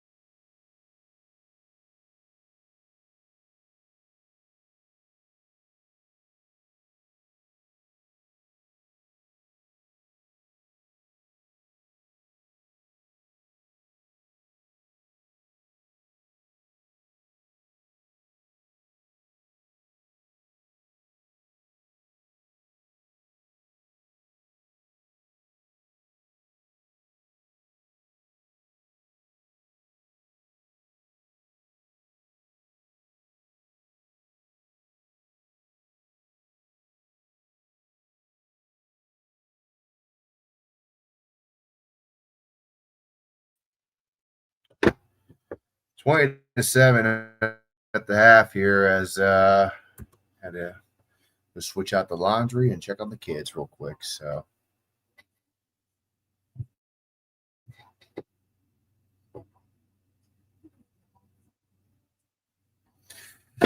all right, a couple of comments here. Let's kind of parse through them. Hey Ty, how you doing? You're saying it's better than TCU. Interesting.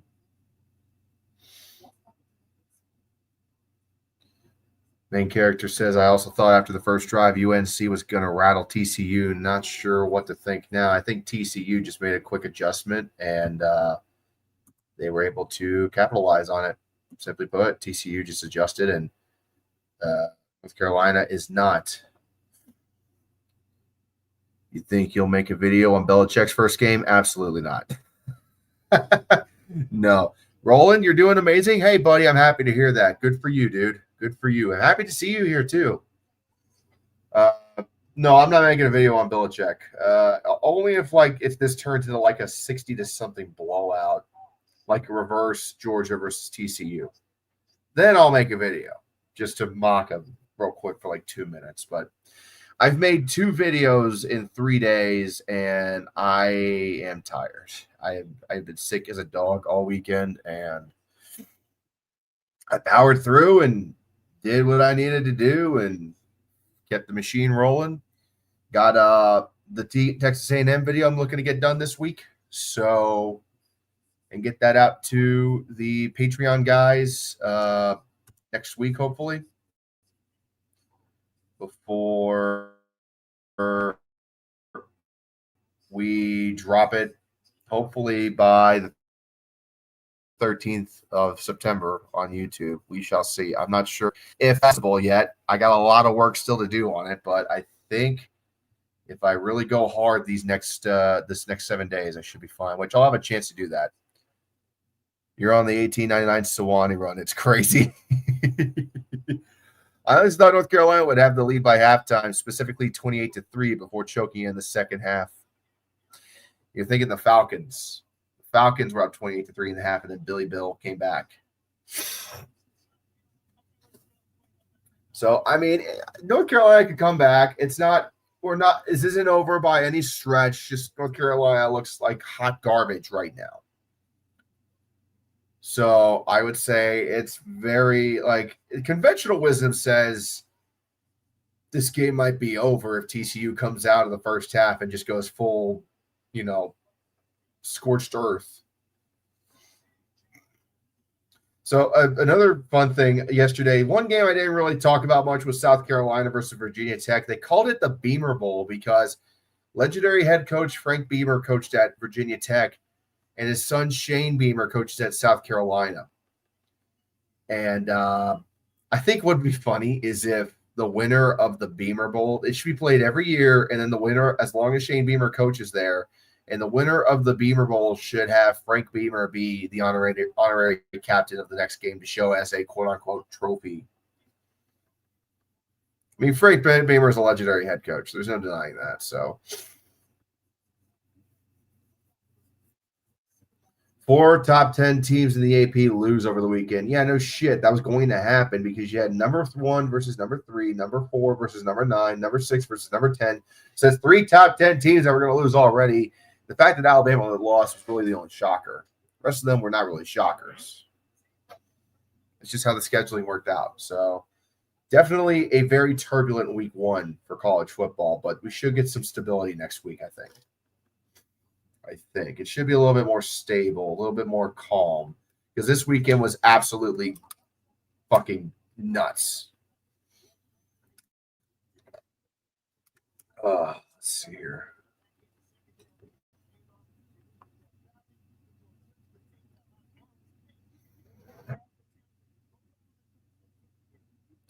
Let's talk some more about what's coming up on week 2 while we're at the half right now. Northwestern State's taking on Minnesota. That's a nothing burger there. NC State opens the ACC play going up against the Cavaliers of Virginia. Let's see how that looks a little bit here. That game's going to be at high noon on ESPN2. Roland actually hopes we have less stability next week. I hope that it's a bit more stable because I'm getting my wisdom teeth pulled Thursday morning, and my ability to talk is going to be severely impacted through at least Sunday.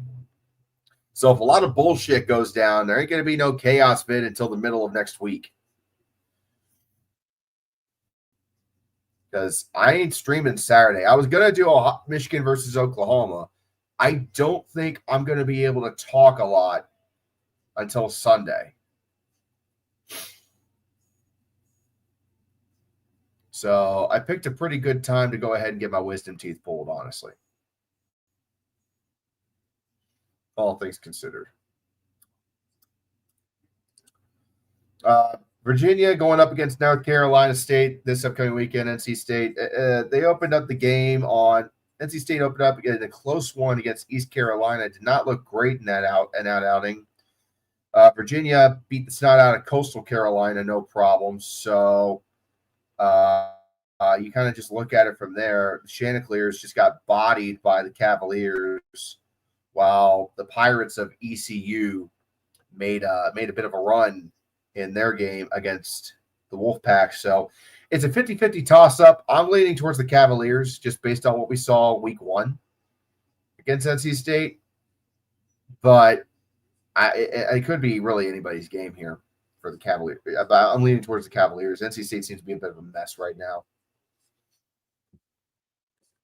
You got Central Michigan in a blowout coming up against Pitt. They're going to get blown out. Pitt had no fucking right on Saturday to put up 61 on Duquesne. Like, they had no fucking right to throw 61 points up on their brothers 5 miles down the road. Like, that's ridiculous. Duquesne is in Pittsburgh. Like, there is no need for that much violence. Come on, Pitt. Be better. God damn. Pitt's got that tune-up game because week 3, it is going to be Pitt taking on West Virginia. The backyard brawl is being renewed. That's going to be a good game. But nope, we got Pitt versus the Central Michigan motherfuckers.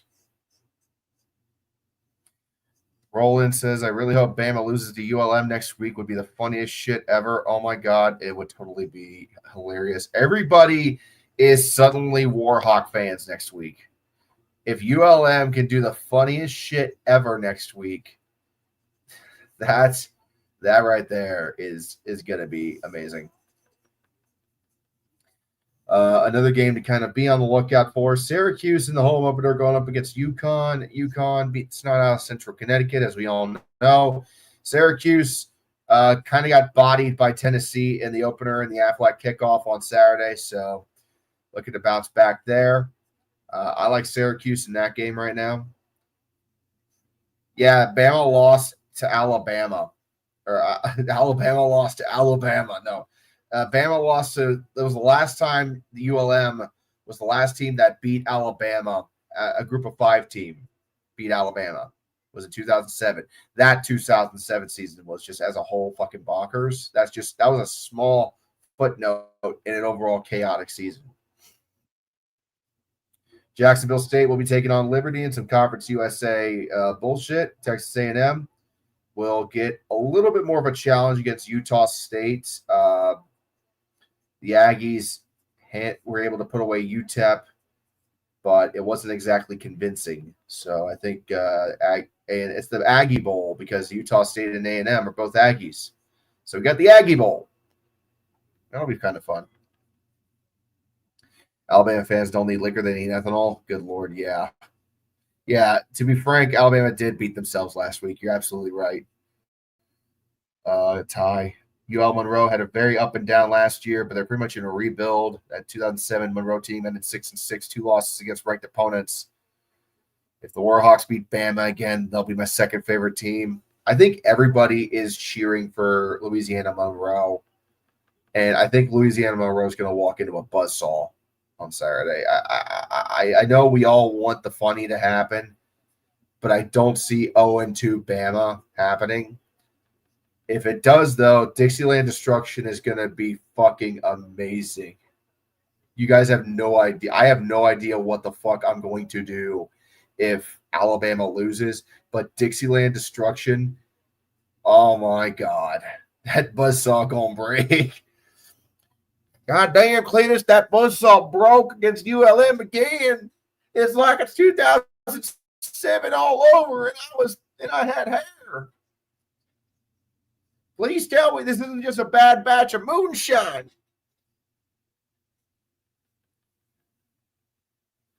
Galen DeBoer about to get ran out of town like he was a damn hog on a hunt. Red is going on a 2001 Miami type run. What? Repeat yourself, rookie.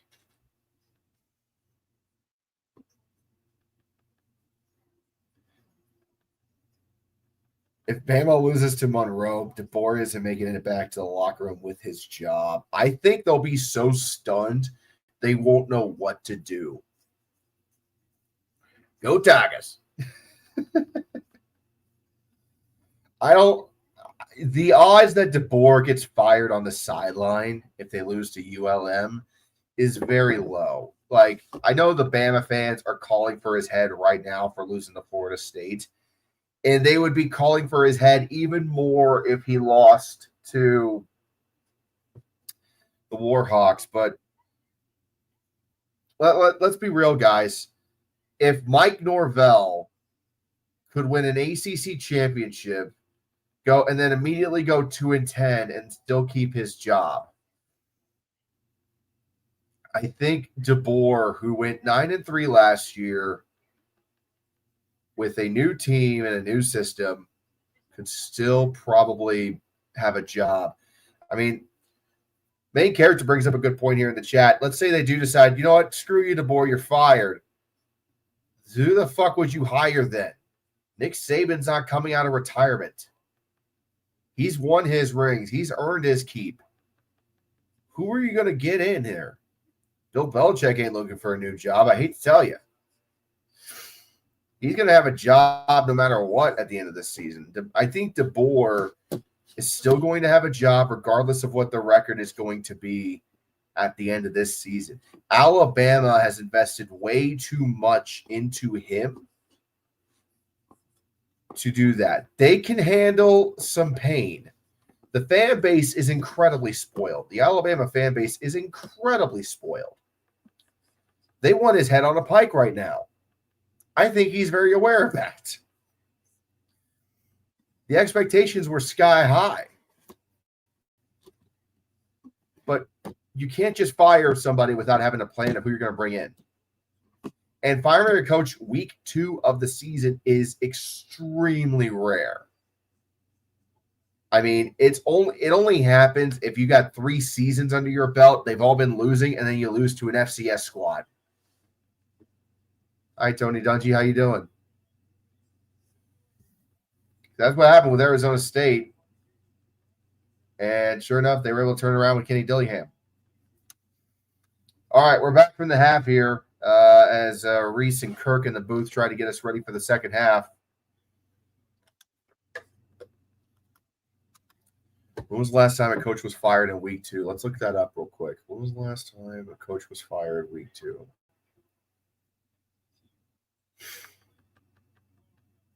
Kickoff to TCU, goes into the end zone for a touchback, by the way.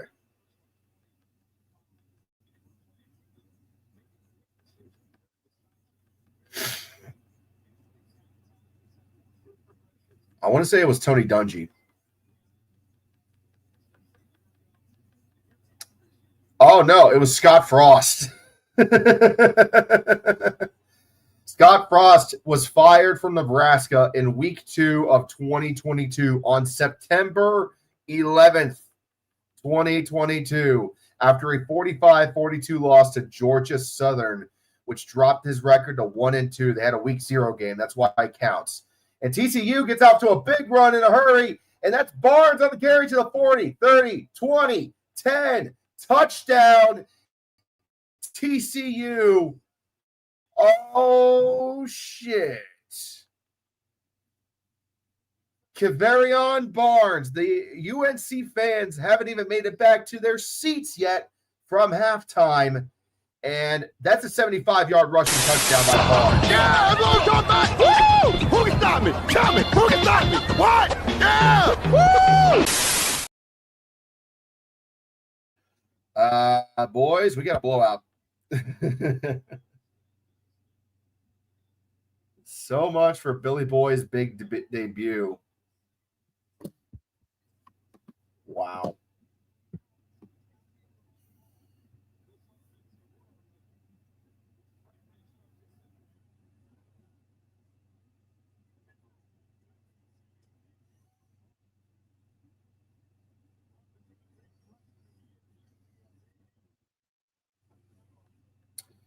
Somebody called the National Guard because they're killing the Tar Heels. My God, you're right. Woo! I mean, that was just some great blocking by TCU all around. Every single North Carolina player was covered up on that. And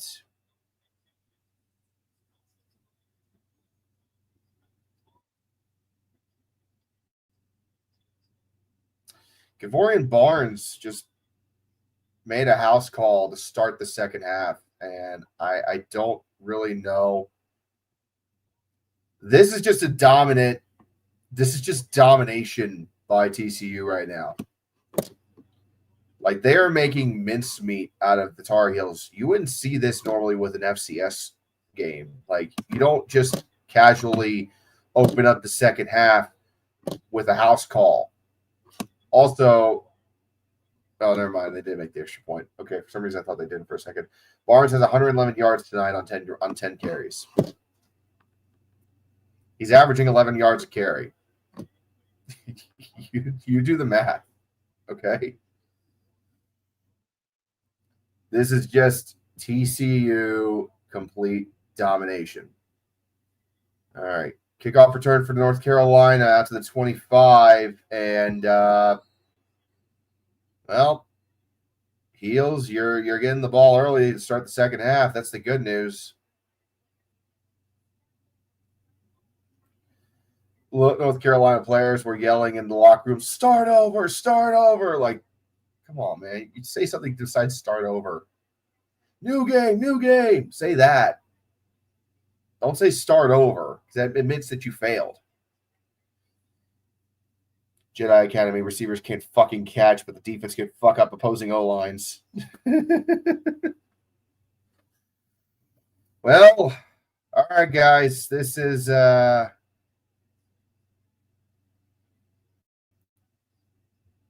see what happens here. Single back formation. Gio Lopez. They're going to fake the handoff. Pretty much got to throw it at this point. Abandon the run. He's going to make a run for it, and he'll gain about 3 yards on the carry. Second down coming up here. TCU is committing some senior abuse. You're absolutely right. This is an absolute fucking bloodshed.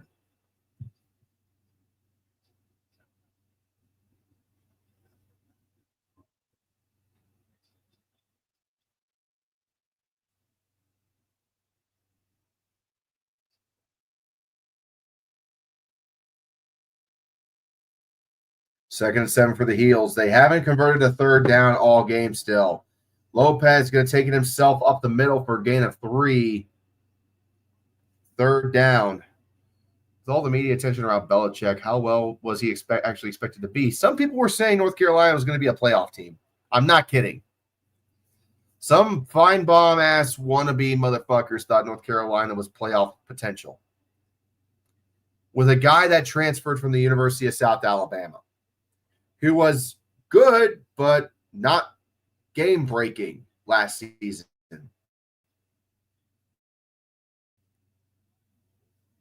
What's the logic? 3rd and 4. Carolina is 0 for 5 tonight on third down. Probably going to be 0 for 6 here in just a second. Snap. Lopez hands the ball off, and it's going to be 0 for 6. Benjamin Hall on the carry. Could not get back to the line of scrimmage. Holy shit. TCU just slammed the door shut, and North Carolina is going to have a 3 and out.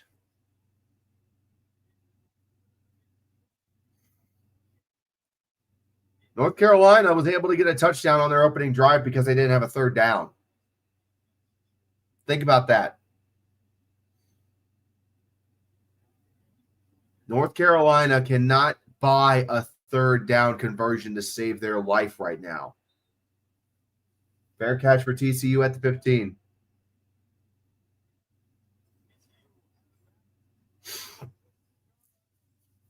Guys, I don't know what's going on here. Like, I expected it to at least be competitive. This is a beatdown, an absolute fucking beatdown.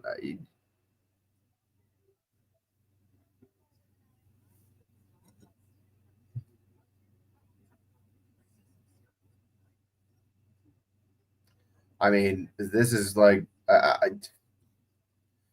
mean, Jordan Hudson would be a better play caller right now than whoever's calling the plays for the offense.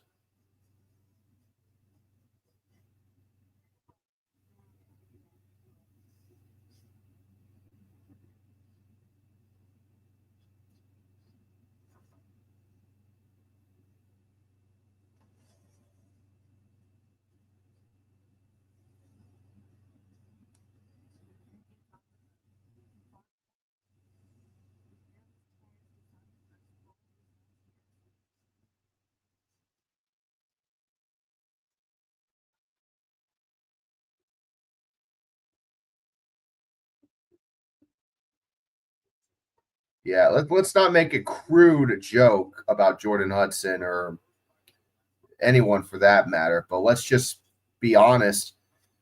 Whoever's calling these plays right now for North Carolina, they need to get it together. This is ridiculous because I'm not kidding. I'm not kidding. Jordan Hudson would be a better option to call plays right now than whoever the fuck actually is.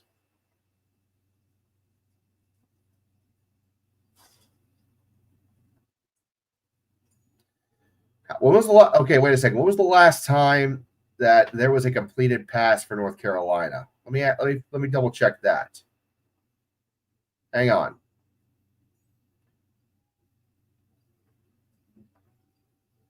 Gio Lopez is 2 for 6 tonight.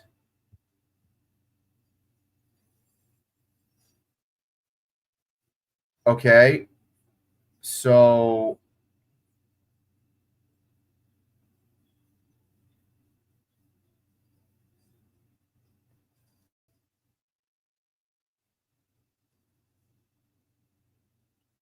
hang on. I still don't think. Oh my God. Oh my fucking God. Gio Lopez still has not completed a pass since just after 8 o'clock this evening. It has been about 2 hours since Gio Lopez completed a catch or threw the ball that was caught.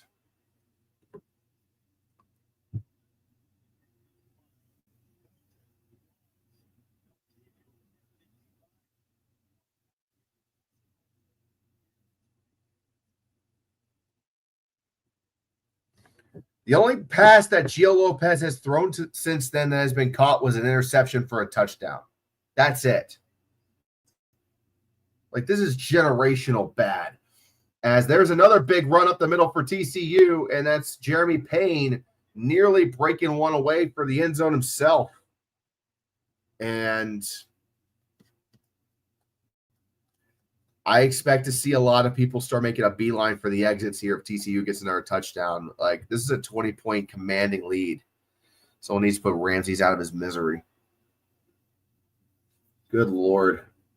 Man, there's no point looking at the stats anymore. I'm going to turn this off.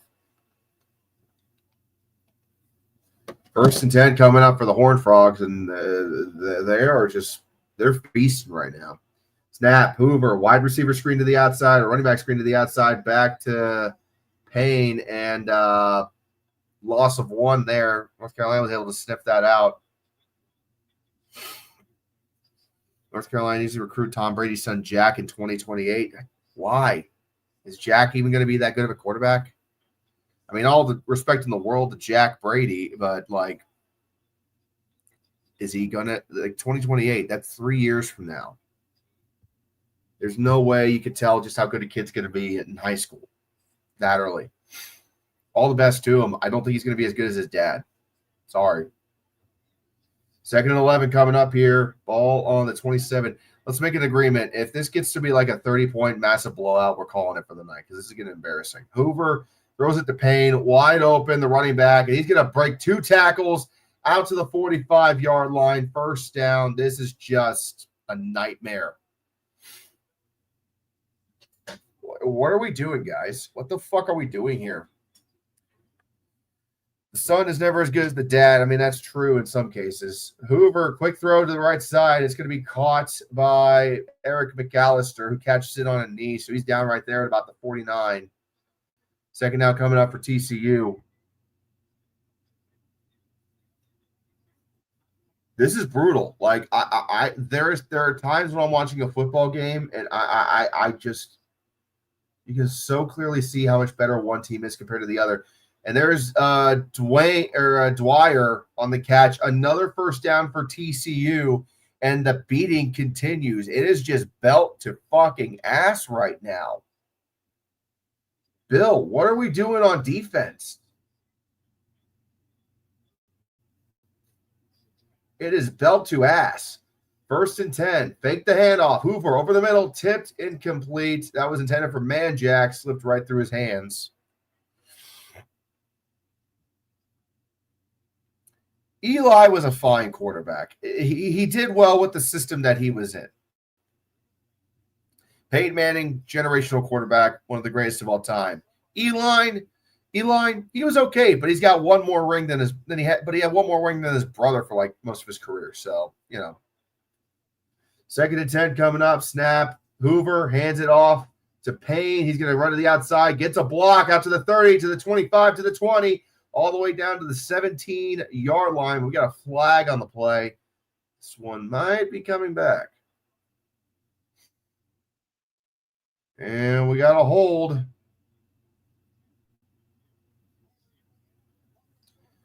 Yeah, we got holding on TCU. It's going to back them up 10 yards. So 2nd and a mile coming up here. That could stop the drive, if nothing else. Guess we'll see here in a minute. Now it's on Manjack, the wide receiver, who was really doing a shit job at trying to pretend he wasn't holding the guy.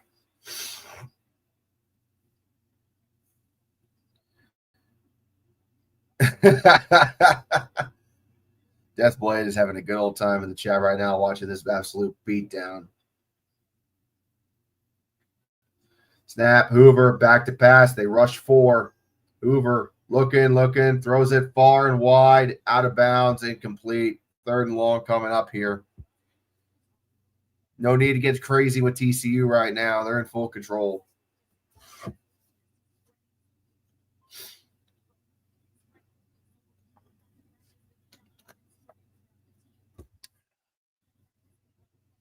Please keep the stream going. This is hilarious. Belichick gave me generational trauma with the Patriots. All right, fine. As long as you guys are still here to watch, I'll keep the stream going. If we get down to like 4 people, I'll turn it off, though. So as long as a good amount of people are still watching, somewhere between 8 and 10, we'll do it. 3rd and 20. Snap. Hoover, back to throw. Over the middle. Caught. That's a first down. DJ Rogers, the tight end, gets the first down on 3rd and fucking 20, but he's hurt. He's real slow to get up. He might have gotten the wind knocked out of him. All right, guys, here's the bet. All right, if we stay above 6 viewers, I will let the stream go. This is basically Belichick pain porn at this point. So if you guys want me to talk about Belichick getting his ass whipped, then you need to stick around. Because if you guys go, I'm just going to fuck off and go to bed. Because I got work tomorrow. And y'all are the only reason why I'm doing this at this point. I'm not doing it because I'm enjoying the game. I hate watching this game. I hate blowouts. But I'll stay here as long as you fuckers stay here. The Horned Frog is a level 1 threat. ACC refs aren't going to bail you out, Billy Boy. Neither is Tom Brady. Go to bed. I will go to bed eventually.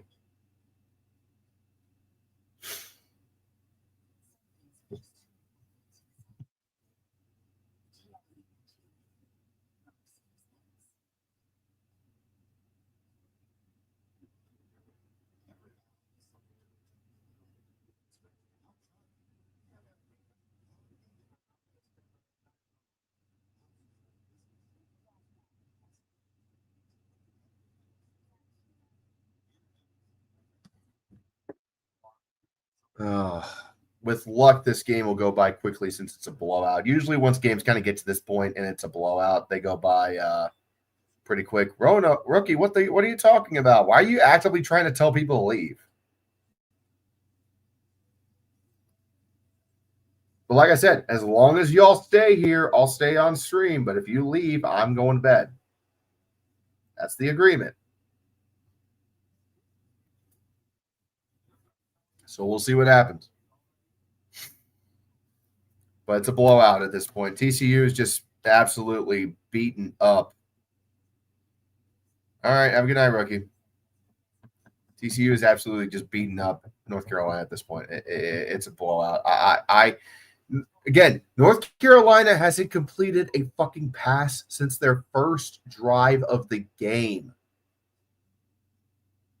Okay, sorry. They did complete one pass. It was an interception. It was a pick six in the second quarter. That's it. They have completely abandoned throwing the ball, I think.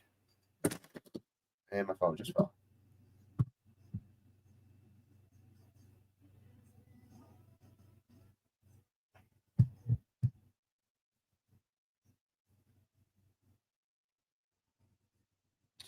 You know what?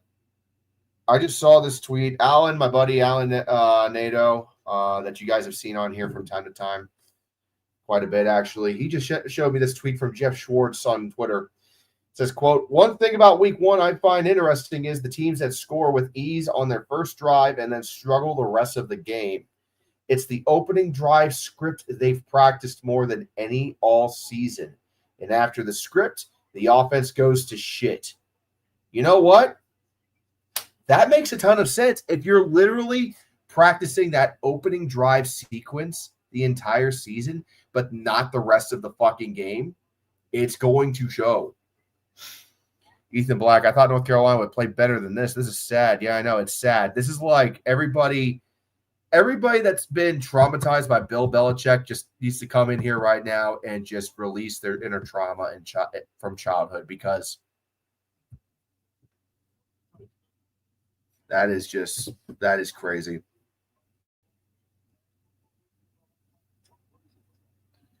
Snap, handoff to the right side or left side, and he's gone. Touchdown, TCU.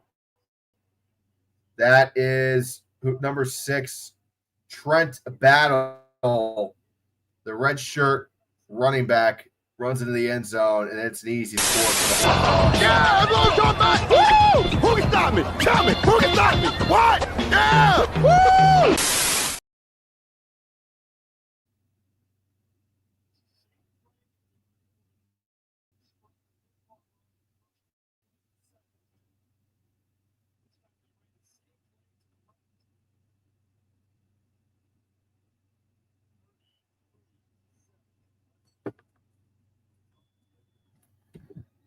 33-7 with the field goal coming up here.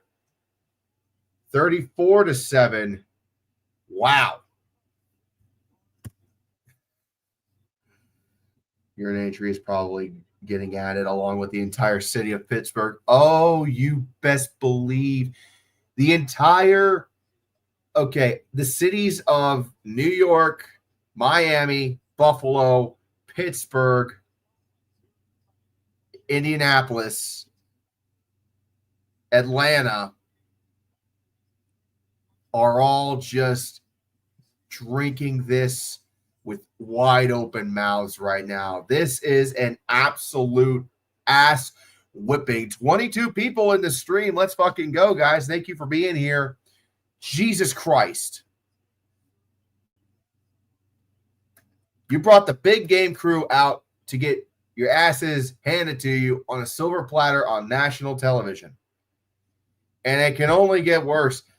North Carolina has 5 yards of offense to start the second half. TCU has 140 yards of offense. It is 8 minutes and 30 seconds to go in the third quarter. Everybody get the fuck in here and let's just talk about our deep trauma thanks to this motherfucker, Bill Belichick. It is Bill Belichick Hate Watch on Red 5478 YouTube channel. It is 8 o'clock for the Belichicks. Oh my God. Everybody was talking so much shit about Billy Boy all season long and his girlfriend, this who everybody was calling a gold digger, justifiable or not, I don't know. This is an absolute fucking massacre. North Carolina has not they still have not converted a third down all night. They are 0 for 7 on third down. 0 for 7. They have had 8 drives. The first drive where they scored a touchdown, they didn't get a third down. So no worries. TCU has 417 yards of offense. Gio Lopez back to pass for the Tar Heels. Looking, rolling. He's going to say fuck it and chuck it deep. And it is incomplete right through the hands of Chris Culliver, the wide receiver. Oh, my God. And yet, no, we still have not seen North Carolina complete a fucking pass since the first drive of the game. Chris Culliver was open, and it slipped right through his hands. Inexcusable. This is full-on collapse at this point.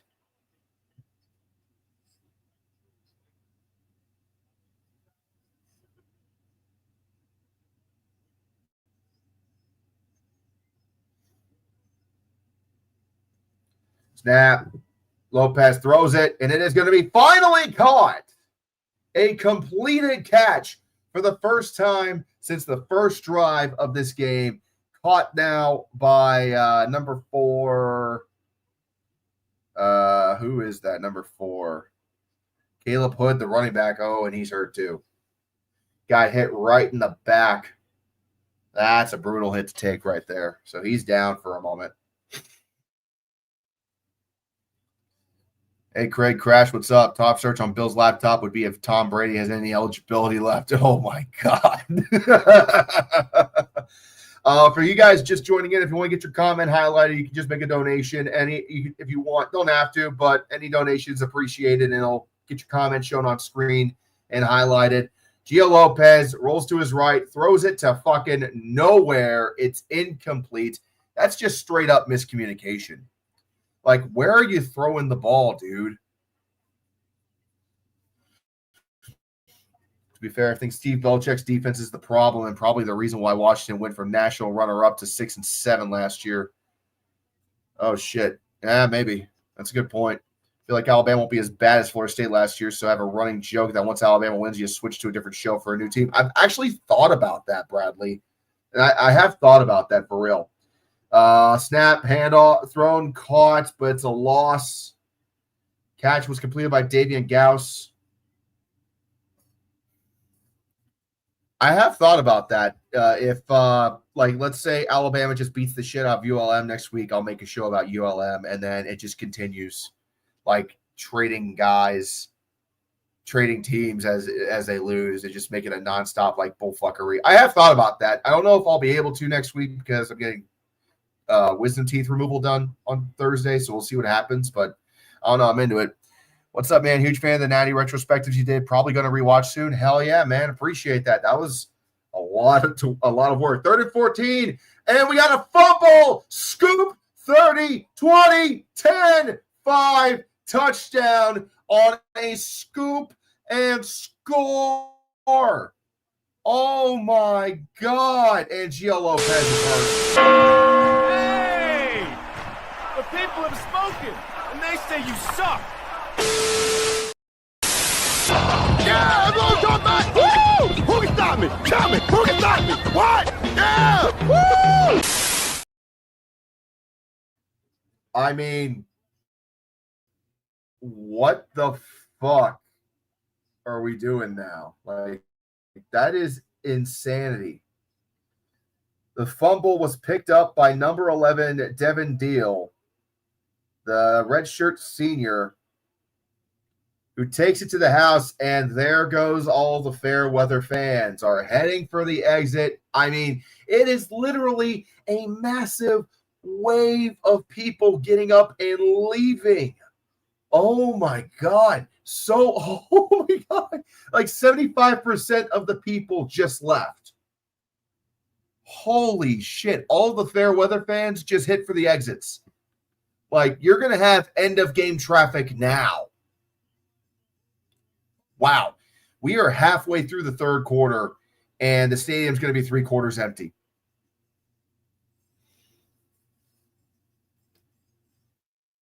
What in the fuck? Wow.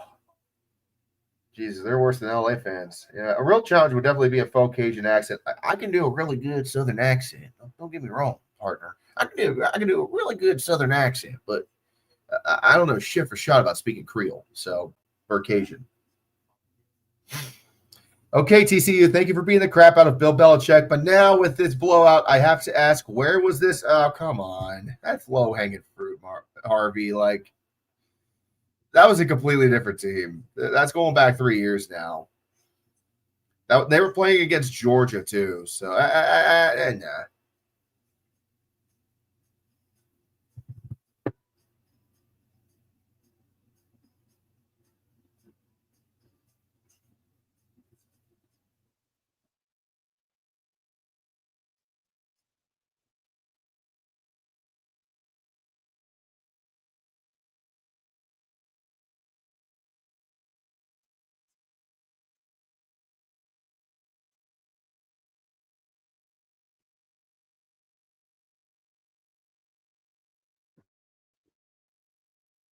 32 people jumping into the stream now to watch Bill Belichick get the fucking shit kicked out of him. Thank you guys so much for being here again. If you want to get your comment highlighted, feel free to make a donation. And if you want to get your name featured in any future videos, feel free to drop them to drop by my Patreon, patreon.com/red5478, and make a monthly donation there if you're able to. But oh my God, I might have to make a video now on this. Like, this is just. Alan already sent me an idea, one Chapel Hill for one Tree Hill. I might not have a choice. I might have to make a third fucking video. God damn it, Bill. Why? Why are you making me work harder? I believe we could turn Dixieland Destruction into the most embarrassing performance from any SEC team this week. I don't know. That would be funny, but I don't know. You guys got to remember, I'm one man with a phone. So I think the most videos I can make in a weekend, realistically, if I plan it out right, is 3.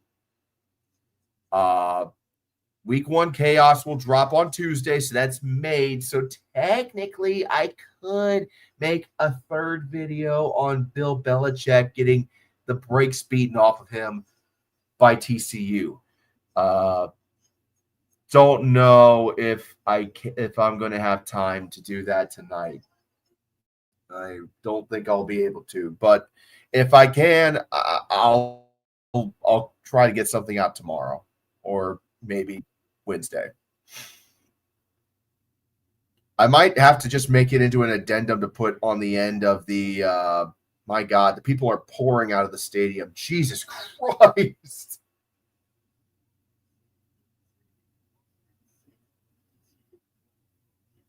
I mean, it's mostly seats now.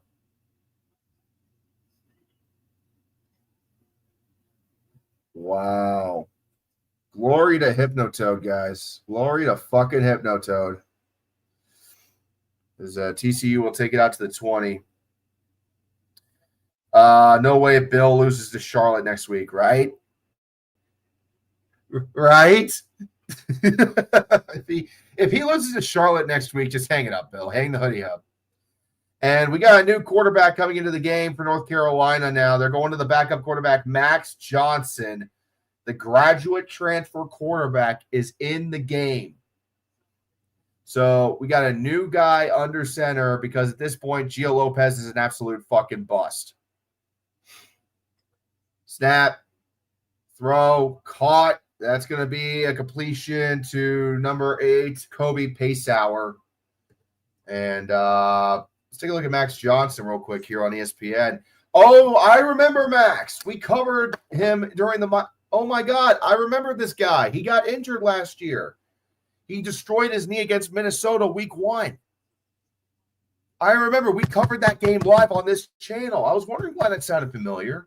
Hey, good to see him back on the field. Good for you, Max. Sorry you came in now. I don't know how the fuck he lost the job to Gio Lopez, but all right. Johnson will throw the ball again to Benjamin Hall. This time it is a incompletion. Is it? What are they going to call it? Was it a forward pass? What are they saying? Is it a forward pass? They're talking right now. What's the ruling on the field? You need to make a call. TCU is going to get the ball. It is a backwards pass. So there, and it was dropped. It's a fumble, and TCU recovered. What is going on? Hey! The people have spoken, and they what the f*** was that?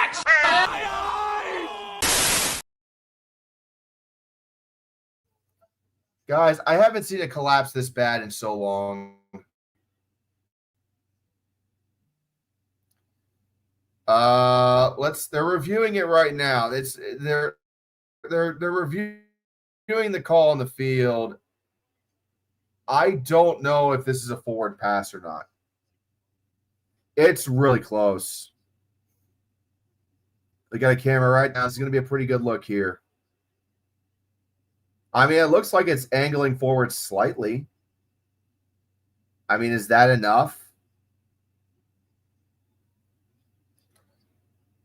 This should have been the plot for 80 for Brady. Oh, my God. Hey, Bill, what is this? What's this call? Mumbles. No catch. Bob. WC NCTV is reporting that 73-year-old man at Chapel Hill is burned alive. Oh, my God. From winning 6 Super Bowls to getting slaughtered by a furry god. How the mighty have fallen.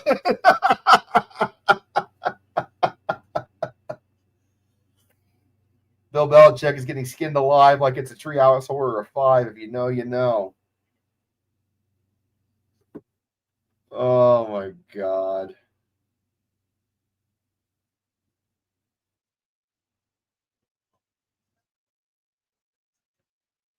After review, it's an incomplete pass, so it's not a fumble.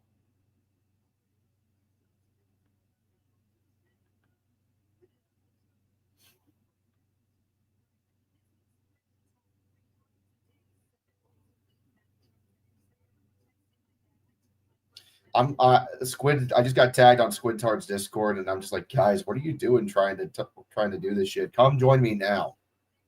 Like, I'm live covering the game right now. I don't know why y'all are doing this.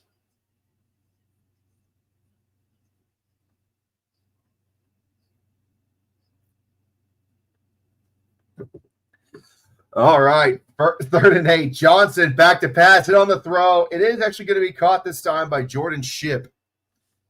But Johnson got walloped on the hit there. 1st and 10.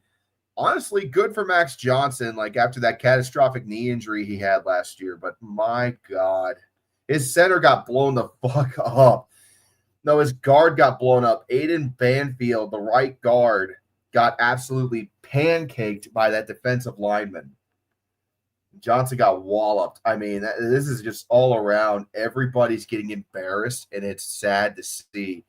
Squid Tard's evil cousin, the UNC hype collapse, needs to be studied. This is going to be a video. This has to be a video.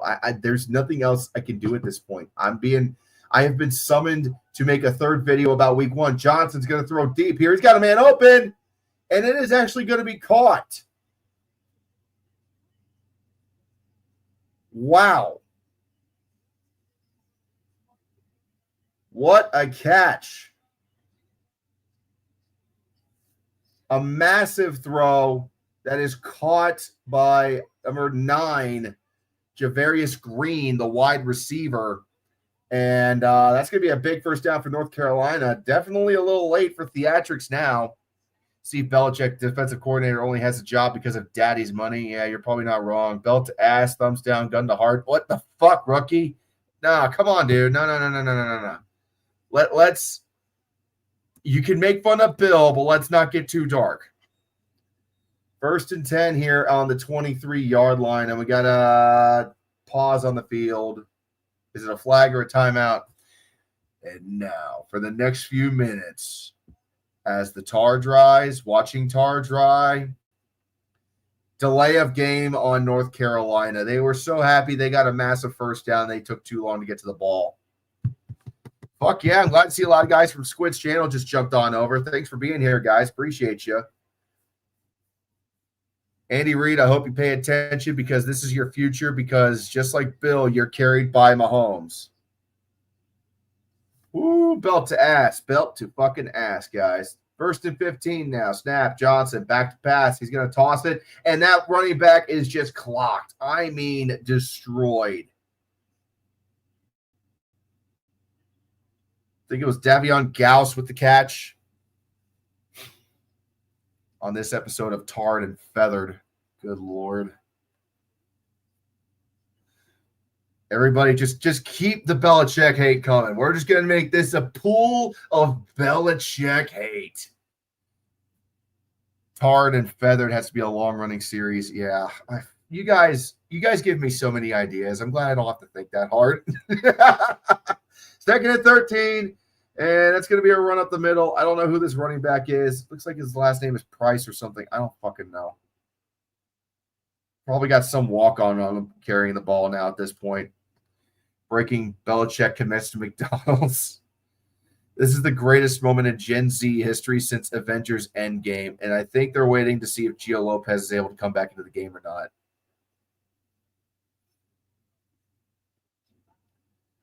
Wow, thank God they're making me feel better about Alt Rutgers almost losing to Ohio.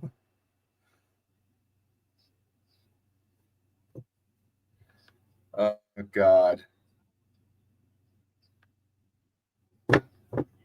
I'm bringing the guys from Urinate Trees Discord over too. Like, get in here. And 3rd and 12 coming up with just over 2 minutes to go in the third quarter. I don't know if anyone mentioned, but they turned off the spread a few minutes ago. Not even Vegas wants a part of this beatdown, man. That's bad. That is fucking bad. Oh, my God. What the fuck?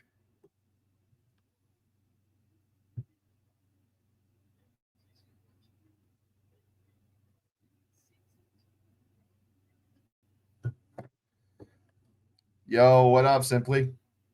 What's the chance that TCU scores 60 against Bill? I think it's pretty high. They're not turning off the gas. If anything, they're just going to keep pouring it on.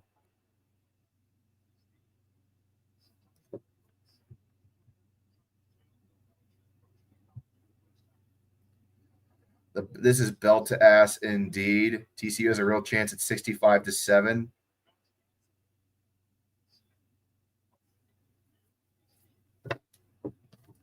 Snap. Johnson throws. It is going to be caught. Unironically, Max Johnson coming into the game is the best thing to happen in North Carolina so far. He is doing much better than Gio Lopez ever did. And that's honestly not surprising. He's got way more experience, and honestly, he seems like he's a lot more grounded. 53 people on the stream right now. Good fucking Lord. Thank you guys so much for joining. Belichick is going to become the first person to get Clown of the Week, Locale of the Week on both Squid and Urinate Trees channels next week. Oh, my God. You're not wrong. 4th and 2. North Carolina's going for it. Let's see if we get a turnover on downs. Snap. Handoff up the middle. They got the first down, sadly enough. They're down to the 12-yard line. Carolina is knocking on the door. They might actually get a touchdown. We'll see.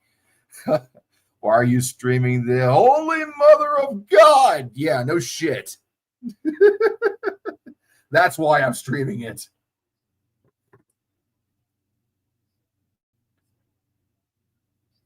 You know what? I'm summoning the boys. This is too good. I got to bring some of the boys in. This is a Belichick hate stream now. Everybody get the fuck in here. It's Belichick hate stream time. Johnson scrambles out of the pocket, throws it for the end zone. It's caught by Shipley. He's out to the 10, the 5, down at about the 3-yard line. All right, I'm bringing the boys in. Allen and Akbar, get your asses in here. I've sent you the link. We're smoking that Belichick pack. Hell fucking yeah. Recruit Jack Brady now. Bring me your hate. Feed me the tears of Chapel Hill.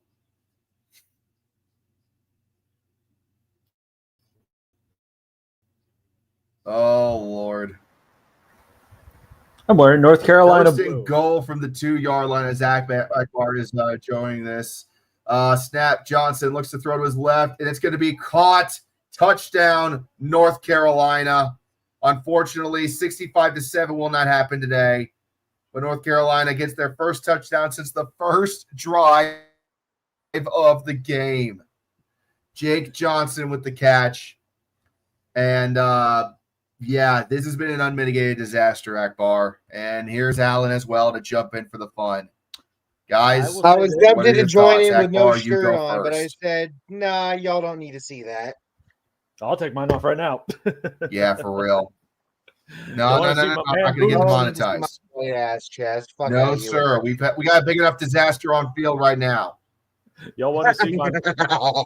Y'all want to see Yeah, my man? no, Bill, you clearly have not learned from your late stage Patriots years. You like, dude, brother, and I already posted it on Discord in our personal group chat. But quote Belt Damian Priest, to you're ass. done, you're washed, it's over. Go back to your boat off the coast of Cape Cod. Go back to being an analyst. Jordan Hudson's going to push in your retirement papers by mid-season. Dead ass. Okay, Like, how much do I want to Oh, my bet? The God. only Yeah, reason this is all. he's here is because of her. Or Two something. things. I don't know. two things. But- One, Bill, you're not made for this anymore. You're not. And this is once again All right. proving you need a Brady. mute him. Please mute him for a second. I'm No, I don't need to good. mute him. Akbar, go. Two things. One, y'all want to see my man boobs? No, Okay, and two. please, God, no. Okay, and two, this right here, belt to ass. This again, I think we've doubly proved it. It was all Brady. I don't know how Brady was able to pull it off, but I don't know if it's officially just Tom Brady was the only reason Belichick ever mattered worth a fuck at this point. I don't know if we can officially say that yet. Game one is game one. This is a combination of just bad recruiting, bad planning, bad all around, and then also the fact that TCU is low-key really good. this is just a damn circus. It's a damn circus, all right, but TCU, it's not like TCU is some FCS team. You got to remember last year that James Madison put 70 points up on North Carolina when Mac Brown was still the coach. So it's not that bad yet, but this is absolutely belt to ass for sure because TCU is just hammering it away, and we're back now with a 1st and 10 for TCU at the 25, and they're going to hand it off to Kevorian Barnes, who gets a couple of yards right there. Harvey says this is the greatest early birthday present ever as my birthday. It's this Thursday. Happy early birthday, buddy. Glad you get this. Turning 20, fuck yeah. The Twitter account for the college football subreddit said that touchdown pass was to Max Johnson's brother. I don't know if you mentioned Oh, they're related? I guess. What? I Good don't for know. him, man. Somebody's going to have to confirm it. Look, Somebody's got to confirm. can we just go ahead and say right now, if there is anybody on this team that doesn't deserve to be going through this right now, it's Max Johnson after he had that catastrophic knee injury against Minnesota last season. It's open the year. Yes. Like, he does not deserve this. He stuck around at North Carolina for another year and lost the starting job to Gio Lopez, who just came out and shit himself in front of a national audience. Nan says, all right, what's more embarrassing, the Florida State Dublin game or this Belichick era UNC game? Don't worry, I can take some heat. Oh, hell yeah. Dude, honestly, this is more embarrassing No, this is more embarrassing. No, yes, it is. You want to know why it's more embarrassing? The Georgia Tech Florida State game was at least close. 100%. That game was at least close. It took until the final, like Georgia Tech hung around the whole game. This one, TCU scored and they never looked back. Well, the other thing with that is nobody knew what was going to happen to Florida State the rest of that season. Exactly. Unless Like it was I can't quite remember if Florida State like choked that game against Georgia Tech or if Georgia Tech just straight up beat them. But like, yeah. Okay, fair enough. I mean, that game with Florida State was like the canary in the coal mine. It was a warning for the rest of the season. We just didn't know it yet, what it meant.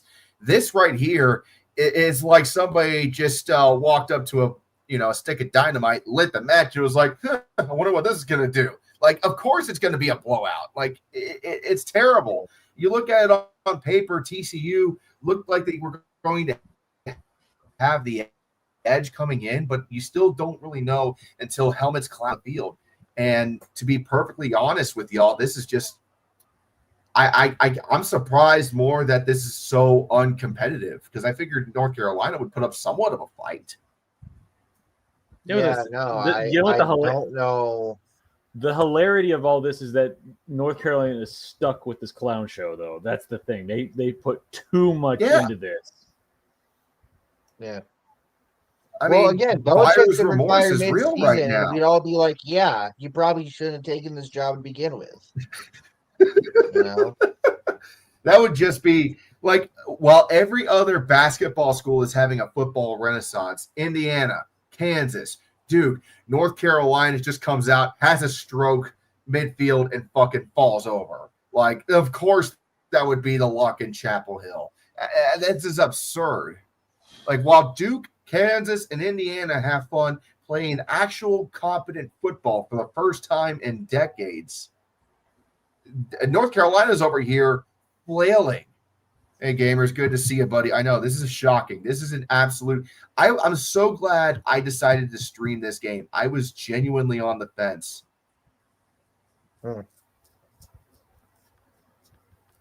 Yeah, no, Jesus fucking Christ. Oh, my goodness. And to anyone saying it's an overreaction, maybe. I think this is an overreaction compared to Arch Manning. No, this isn't an overreaction.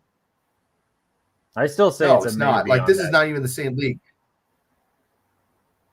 Arch Manning, everybody overreacted with Arch Manning 100% because Arch Manning is still green and needs some time to get some experience in.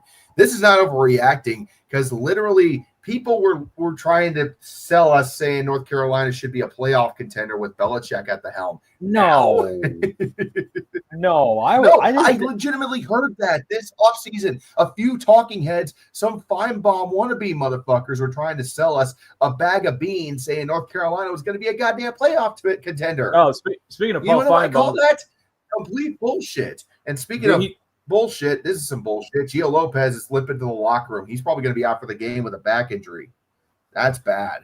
So Johnson's going to be quarterback for the foreseeable future. There is next to nobody at the stadium still. Question. My God. Hold on. Hoover back to pass. Throws it over the middle. Incomplete. Threw it behind his target. Answer. Go for it.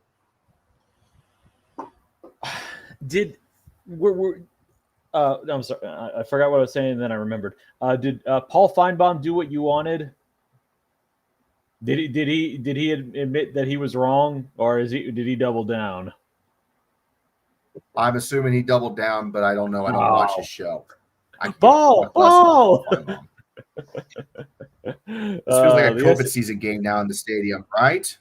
Snap, Hoover, back to throw again. TCU still throwing the ball is just diabolical. There's Dwyer on the catch again. He's going to get the first down. TCU, like, the horse is dead. Now you're just beating the shit out of the corpse. Like, it is awful. Why have you not had this? Why have you not had this meme saved of the Simpsons with the little kid? Stop! He's already dead. Because I usually don't call blowouts. Pass interference on TCU. Okay, that's going to back him up 5. We might not hit 60 tonight. Would I say this is one of the worst week 1 collapses in history? Hard to argue. Week 1 collapse is hard because it's not like North Carolina gave themselves a chance to begin with. Like, they started out really loud with a touchdown in their first drive, and then they died. Like, that was it. That was the end of the show. I mean, I don't want to fully... If a North Carolina fan left after that first drive, they probably felt really good until they got home. Third and 21 coming up for TCU now, and they're backed up to about their 14-yard line. Let's see here. Hoover back to pass again, getting rushed on the edge. Going to be an underpass here, and that's going to be caught. And he's still going all the way out to about the 34-yard line. That's going to be a 4th and very short, but still a 4th down nonetheless. Given the battle, go ahead, Akbar. Sorry. I'm just saying. Do you think it's possible that it's just like this was just a trouncing, and then just get then suddenly North Carolina will start turning around? Because look at Florida last year. I mean, we thought after that Miami game, we thought Florida was pretty much finished, but then they turned around and actually everybody was calling for Billy Napier's head on a pike after the first 4 games, 5 games, and then they finally got their shit together towards the end. I don't know 100% because here's the thing: saying week 1 collapse is a bit of a loaded term because you don't know how the rest of the season's going to go until we get there. I would say if North Carolina comes out and loses to Charlotte next week, it's a full-blown collapse, 100%. Yes. But if they come out, beat the shit out of Charlotte, and they still go bowling at the end of the season, then this will be seen as game 1 bullshit fuckery and kind of like a fluke. So what this is, let's call it what we know it is right now: an embarrassment, an ass whooping, a pile driver, a fucking massacre. Let's just call it what we can call it for 100% certainty, and then we can speculate and call it exactly that, speculation. North Carolina is done. North Carolina should fire Belichick next year. We'll see what happens. Again, this could be Billy Napier last year. He managed to turn things around for Florida, but now it remains to be seen. Maybe last year was a fluke, and then Billy Napier Florida ends up crapping the bed this year. It's very possible. Apparently. Very possible. I think anything and everything is up on the table right now. I just do not get this whole Belichick thing and all that stuff. It's like, what were you expecting? You can't expect him to be here for almost a whole decade. I mean, I don't think the man's got it in him. Akbar, he's one of the greatest coaches in football history. He is to the NFL what Nick Saban was to college football. Like that's without a doubt. So, everybody came in expecting him to do great things, but the problem is that when you. I was expecting Carolina to probably get a good solid 3 years out of it. If I had to guess, I think they're expecting a good solid 3 years at minimum from Belichick. And in that time, win the ACC championship, potentially make the playoffs. That's what I think they were expecting. What I was expecting was Belichick to come in, potentially drive up the recruits, maybe compete for the conference, but probably not get there. I didn't expect that to happen in year 1, though. I expected this year to be fully Belichick building a foundation, getting something started from the bottom up. I didn't expect him to come out and go booyahing all over the conference. You guys are hella overreacting. This is only week 1 with a new head coach and a new team. Yeah, exactly. We are reacting primarily because we did not expect Belichick to be this the greatest coach in modern NFL history is getting bodied by some random Christian school from Texas right now. Okay, that's why we're overreacting. I think I'm not saying that Belichick is a fraud or a hack or a has-been like some of these guys are saying in the chat. That's their opinions. I'm not saying that whatsoever.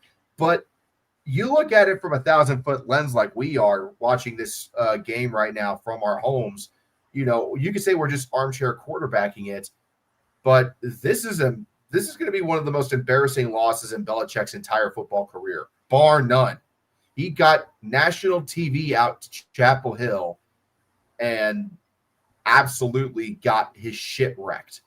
by and the TCU. And then, of course, it's everything else on top of everything.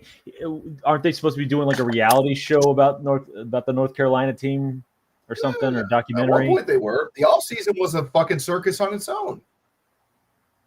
Yeah, aren't they? Don't they have like a documentary crew following them for this year or something? I don't know. There was originally plans for that, but I think Jordan Hudson got in the way of it and they got canned.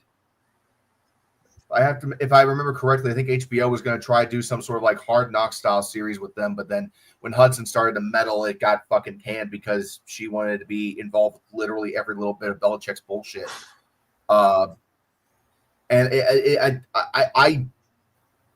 When you think about it now, with how much of a circus the offseason was for North Carolina, it's really starting to reflect on the field. Sorry. Well, people realize coaching at college and the pro level are not the same. I mean, I've known this for years. That's why I was saying that Bill, my expectations for Belichick coming in were get North Carolina off the ground this year, maybe compete for the ACC title in a year or two.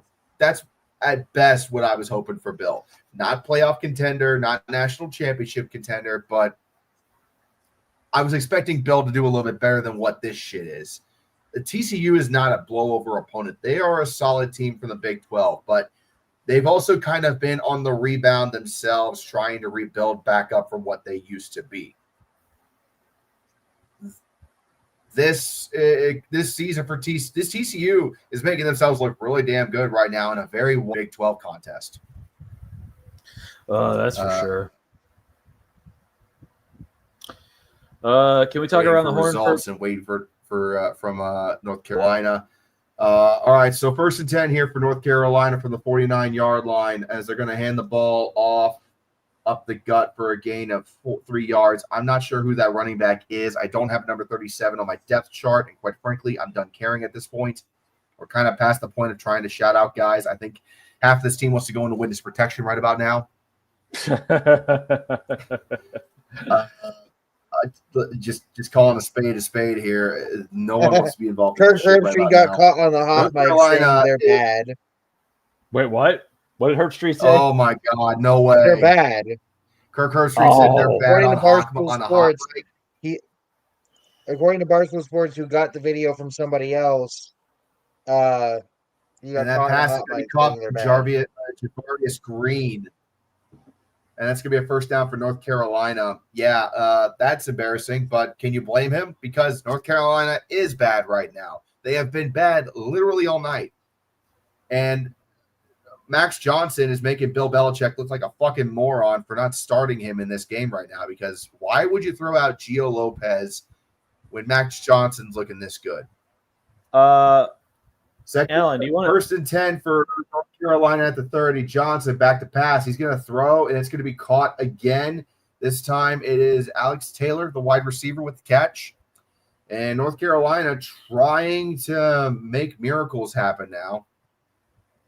41-14 with 12 minutes to go, down by 27. So I've seen crazier shit happen in college football, but I don't think.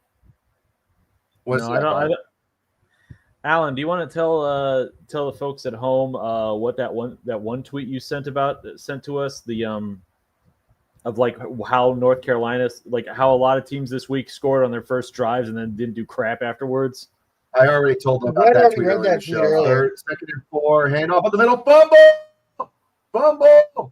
Let's see what they call it on the field. It's tied up. TCU ball. We got a fumble and another fucking turnover. Hey! The people have spoken, and they say you suck. I read that tweet earlier. So okay, good there. Wow. Oh my God. Yeah, I mentioned the Jeff Schwartz tweet earlier, Alan or Akbar. Yeah. This dude is getting $10 million yearly. Not a bad deal, I would say. Yeah, he gets to coach like shit for $10 million a year. I'm just kidding, but Oh my God! Bad. Like that's shout out Nick, man. Hold on, I will put this in the Discord real quick. Okay. Oh shit, wrong one. There we go. Oh, this I gotta see. Thank you guys so much for joining us for this absolute ass whooping tonight. This has been a lot of fun. This took a This has been a fun stream. This has been Belichick Hate Watch the stream. So, Red, you'll see it in the Discord, but the post is just a reminder that every coach Max Johnson has played for has gotten fired. We know how this ends. Oh, I feel no. terrible. No. I have no idea who the A&M coach is.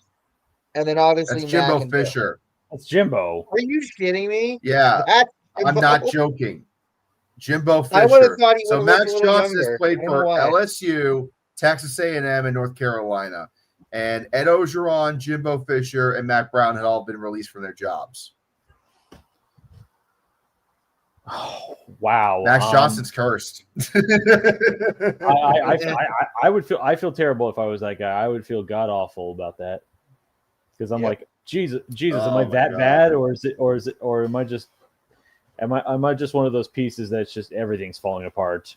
No, Johnson's just always there, wrong place, wrong time. Like he joined up with Ed Ogeron, but after the national championship run. Then he joined up with Jimbo Fisher, but then Jimbo got the biggest buyout in college football history to not coach. And then he joined up with legendary coach Mac Brown, but he was past his prime, and now he got his leg destroyed against Minnesota for the trouble, to which now he's playing for the best football coach in the modern era, and they're getting crushed right now. There's one thing I want to say, but I feel like that should not be brought up on stream. That should be brought up in private amongst the three of us. Yeah, if you're not proud to say it about to your grandma, don't put it in here. Yeah, we say a lot of No. bullshit though, so I mean, it depends on your grandma, I guess. Well, I just saw my grandmother earlier today. I was up in Dallas Fort Worth area earlier today. Just got back here to Houston, but.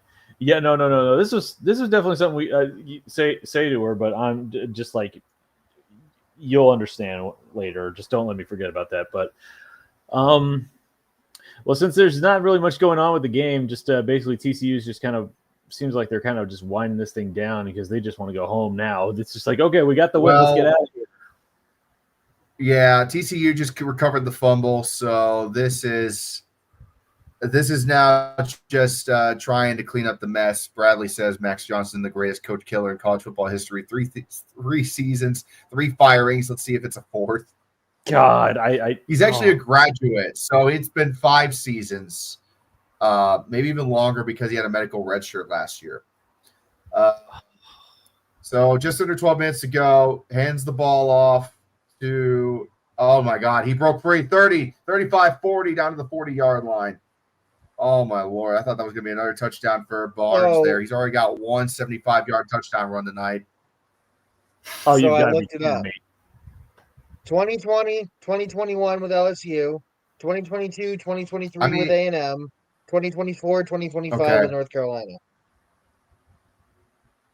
And technically 2024 is not his fault because he only played the one game before he got hurt. And then I know. And then he got destroyed. Yeah, like he started 2 games. All right, and first played and 10 from the 40-yard line. Snap. Hoover hands the ball off to Payne. Payne is still breaking free to the 50, to the 45, down to the 40, down to the 35. Oh no! TCU is only running the ball now. They're trying to just burn the clock, and they just keep on getting yards.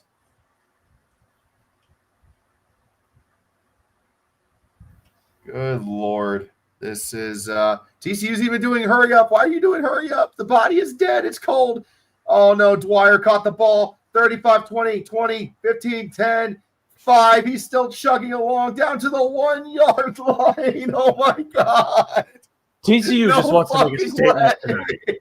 They just want to make a statement tonight. Oh, my God.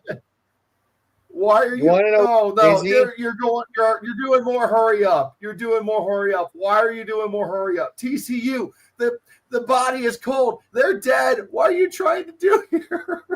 Oh my God, Deathblade gets the handoff. Nate my Palmer God. takes the handoff, loses 3 yards. Max Johnson hasn't played a full season of. No. Max Johnson has not played a full season of college football since 2021.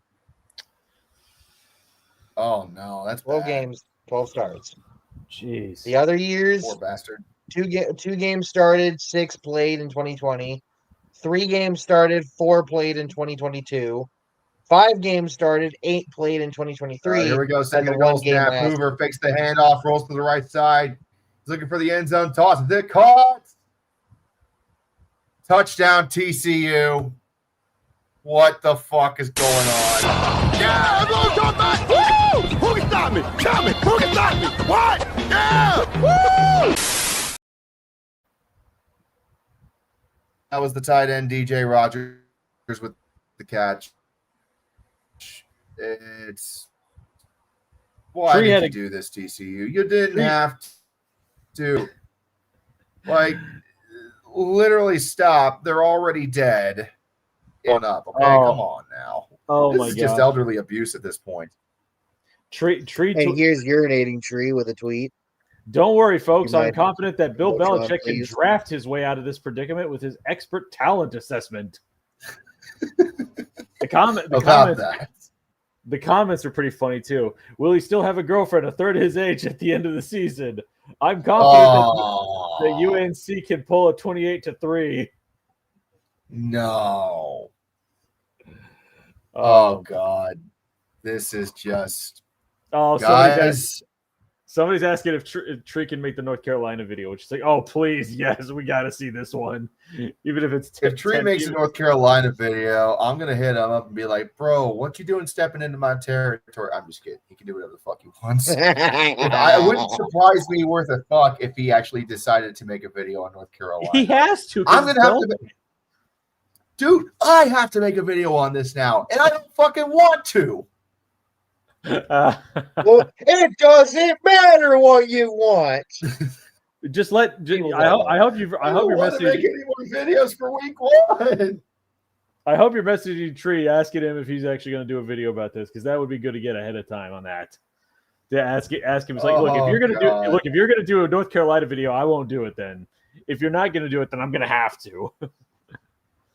Oh, Lord have mercy. And then, of course, some of the people in our comment section, holy crap.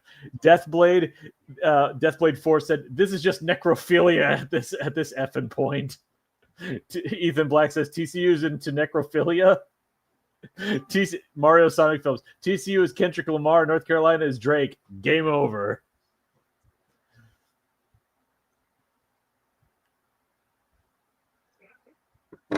Oh my God! Wow! Stay out of my territory. Hot take by Nanda Man Nan. TCU is going to the national championship. It's official. Congrats, Horny Frogs. That's a bold prediction right there. Dixieland Destruction was golden. Fall, tide, fall. Thank you, Phoenix, for the $2. If Dixieland Destruction could be transferred to Chapel Hill right about now, man, I would. I don't know what I would call like a Chapel Hill thing. I'm gonna make a video on North Carolina. That's gonna happen. But it's like how Days of Our Steelers is Days of Our Lives. One Chapel Hill is One Tree Hill. Yeah. I only know these things because my mother watches this shit sometimes, or did, or does, or whatever. So there was apparently some crazy stuff involving basketball and a bomb in that show that was going to pay off. What the fuck? I know. Apparently, a bomb had to be deactivated by somebody making a free throw or something. What? I don't know. Man. I heard that through Crack After Hours or whatever the small Who made that shit? Because of course it has to do with something involving crack. Oh God. The Young and the Cajun. Oh no, that's if LSU was trash. Yeah, that would be hilarious. Or Tulane if I wanted to do something. A Michael Bay film? I don't have the budget for all that pyro. That does sound like a plot line from a Michael Bay movie. My girlfriend and I share a bank account. She would literally kill me if I blew all of our money on fireworks, okay? That's not happening. I made a suggestion with you would intercept your fireworks and blow up your room with it. I made a No, suggestion. no. I actually own my house. Thank you. I'm the landlord, so I wouldn't have the landlord to rely on to fix the shit. I made a suggestion. I made a suggestion that if the Sooners were collapsing, I mean, were really collapsing, you could call it instead of Bonanza, Boomanza. Yeah. I don't know what you would do for Oregon. Oh, And Oregon Trail, it's right there. Yeah. Oregon Trail of Oh. Tears. Snap. Johnson hands the ball off, and the running back's just going to be gobbled up for a 4-yard loss. I mean, the beatdown. TCU is not letting off the gas. It's going to get worse. They Would want be to a good hit. soap opera for a title for the Rutgers. What was the one movie that Monty Python made? The Quest for the Holy Malt Liquor. I was trying to think of the movies they did. Now for something completely different. Monty Python and the Holy Grail, Life of Brian. Now for something completely different. Oh no, wait, I already said that. Yeah. No, Meaning of Life. 2nd and Meaning 13, of Life, that's handoff pretty up to the right side, and it's going to be immediately met at the line of scrimmage. 3rd down coming up. You were mentioning about I'm blowing sure they your put entire. a brick on the gas. Oh my god, dude, that's brutal. You were mentioning blowing your entire budget on fireworks. That's what happened with Monty Python with the Meaning of Life movie. Oh gosh, what is his name? Terry Jones. He ended up blowing most of the film's budget on that every sperm is sacred sequence, and never told the other Pythons until much later in the film. Oh no. Oh, by the way, you want to 3rd know why and they keep running 12, the man in ball? motion for North Carolina. Johnson in the shotgun formation. Snap. Johnson back to pass, looking to throw. He's going to go deep, incomplete, overthrew his target. 4th down coming up. Please, You want to know please. why and out. they keep running the ball at the middle? Because Freddie Kitchens apparently coaches here. Why? Oh no. Why do you bring in failed coaches? You brought back Matt Patricia back to New England to be an offensive coach for no reason Thank in you, your late New England years. Thank you, Deathblade. When suddenly the animator suffered a fatal heart attack. The punt is away. What the fuck? This is now a Monty Python please discussion get 100 on podcast. Belichick. That's not happening. Red needs a beer to deal with our dumbass. Fun fact. Here's North Carolina's stats with 7:40 to go in the game. Let's stick to the game for a second here. Here's the stats. TCU, 25 first downs. North Carolina, 10. TCU on 3rd down is 5 for 9. North Carolina, 1 for 10. TCU, no 4th downs. UNC, 1 for 1 on 4th downs. TCU, 495 total yards. North Carolina, 222 total yards.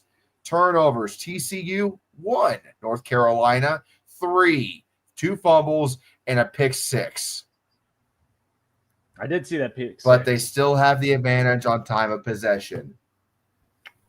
All right, 1st and 10 here. Let's see if TCU is going to run the ball and kill the clock and get us the hell out of here. Snap, handoff up the middle, and it's a gain of 5 yards. Good crazy God. No, Mario. I'm y'all sending need to that take to some a- Adderall. Good A grief. logical Canadian is crying in his sleep right now as he's a Patriots fan. Chapel Bill's Brother, I lighting am up his legacy also a on fire and Patriots watching fan. him The fuck are burn. you talking Yeah, about? this is what Burning Man Festival should have been, honestly. I could have been a Patriots fan. I'm a Cowboys fan, so I'm already on suicide Could have been a watch to begin Patriots. with. Okay, what the fuck?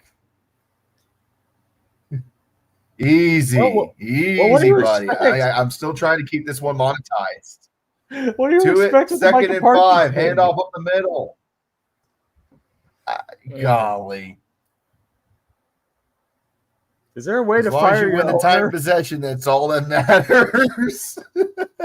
I don't even think North Carolina is going to win time of possession at this point, honestly. No.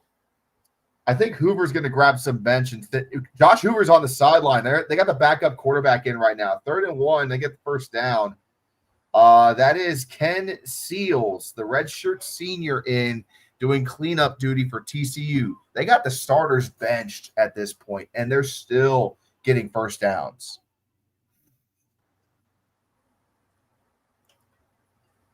Oh my just Lord. cannot. This has been. And remember, North Carolina received votes in the preseason AP poll. Yeah, well, they probably feel real stupid now, don't they? Why? Oh, is right. Why? The rose tinted glasses were very thick. I mean, we should have known, considering those last couple of seasons of Belichick once Brady left it. So run up the middle for another 3.5, maybe 4 yards here. We got 6 minutes to go in this ball game. I don't think anybody's going to try to stop the clock at this point. Deathblade slander. That is slander. I call slander on that Deathblade. North Carolina should be FCS now. That's a bit extreme. Let's pump the brakes a little bit there. Nobody's going to talk about what the slander that Deathblade just said. Yeah, Star Wars reference with Hayden Christensen or something. 2nd and 6 now. Just going to be doing a lot of running back dives, I think, at this point. 5 minutes to go in the 4th. 2, 1. Snap. They're going to hand the ball off up the middle. Gets tripped up at the line. Only a gain of about 2 on the play. 3rd down coming up here. The rep from the Pop-Tarts Bowl is heading for the elevator. I'm concerned the dream of Belichick having to pretend to enjoy the capering of an anthropomorphized, whatever the fuck that word is, toaster pastry may be dead, followed by the Sickos Committee, quote, retweeting and saying, we may be losing Bill Belichick either at the Duke's Mayo or Pop-Tart Bowls. If he even survives that long, he might just decide. Yeah, I know. He might just decide, okay, I'm done. Screw this. Yeah. Screw you guys. I'm going home.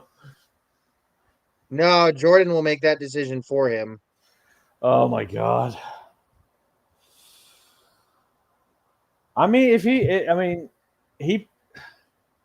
heart wants what it wants sometimes, man. I'm not going to argue about that. Hey, Grand Lord, if you're going to be a troll, troll Belichick, don't be trolling us. You hear me? He's not. This is your warning. Cool your shit. He's not wrong about the Adderall part thing, though. Me and Alan definitely need it. Y'all might. I know, but if he's going to start Adderall before, but my younger sibling does. Ignore him. Ignore him. Leave him alone. He got his warning. Okay. You keep it up, I'm throwing your ass out. Red, you were just having to babysit like 2 kindergartners with us. I let you guys have to go in here, and I got no problem with it because this stream's already a train wreck thanks to what's going on the field. But I might as well bring you 2 fuckers in here because it can't get worse. I'm gonna have you 2 in here. Oh. UNC is getting stomped on. Yeah, I know. I haven't heard that song. Things can only get better song forever. So I forgot how the beat goes on that. Phoenix one. snorted a Tylenol for $5 at college. Does that count? No.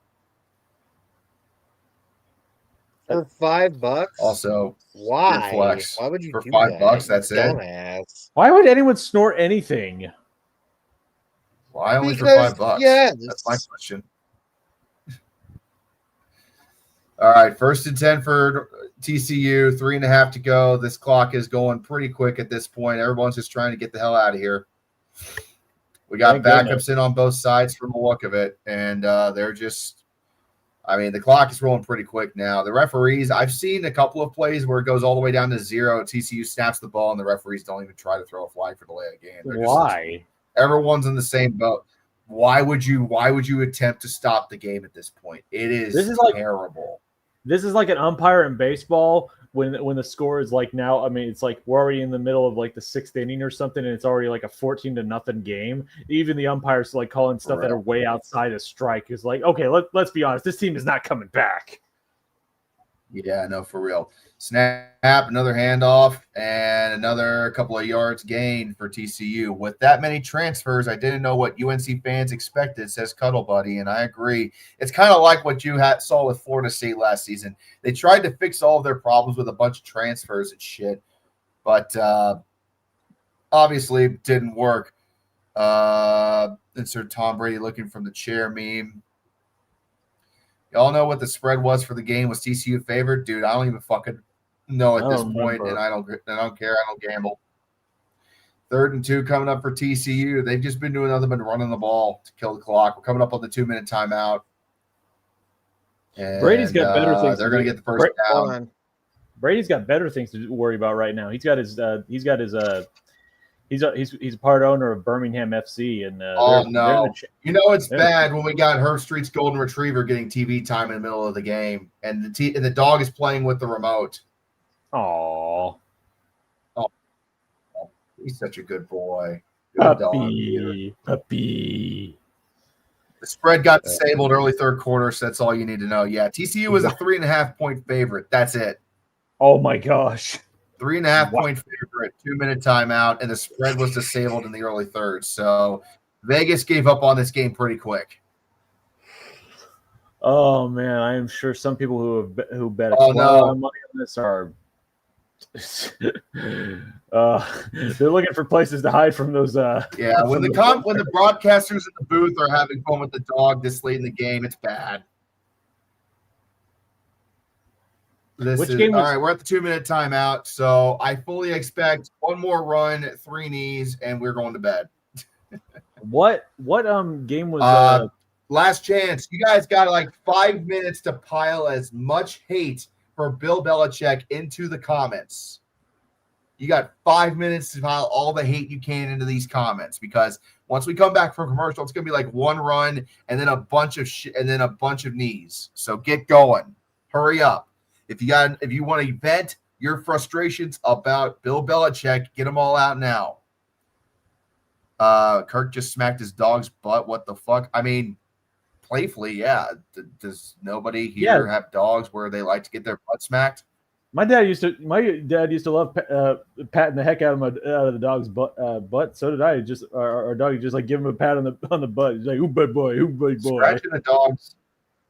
Scratching the back of a dog's ass. They love that shit. Not like the asshole, but like just behind the tail. So much for this remaining Like if you monetized. scratch behind the dog's tail on his back, they love that shit. I have a dog, literally. I had a dog named Chloe when I was a kid growing up. She was a boxer, bull mastiff mix, loyal fucking dog. But literally, she would come up to you, turn around, and you weren't supposed to pet her. You were supposed to go like fucking lizard. And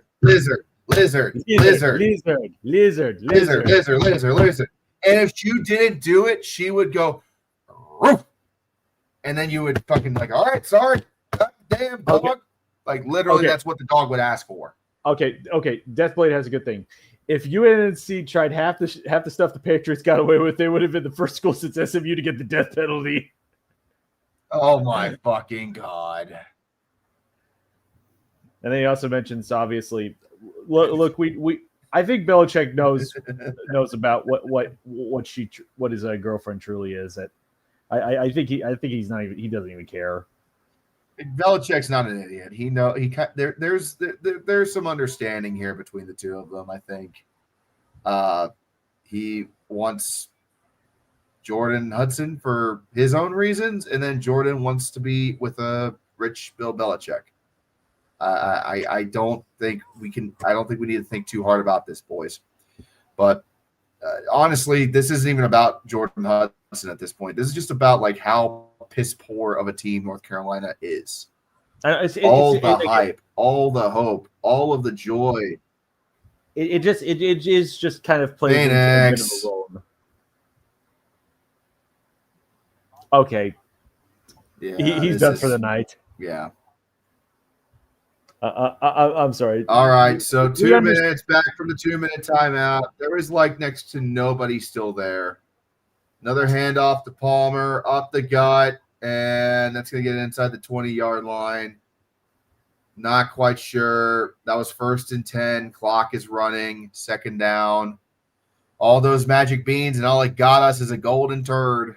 Well, you're not supposed to eat them.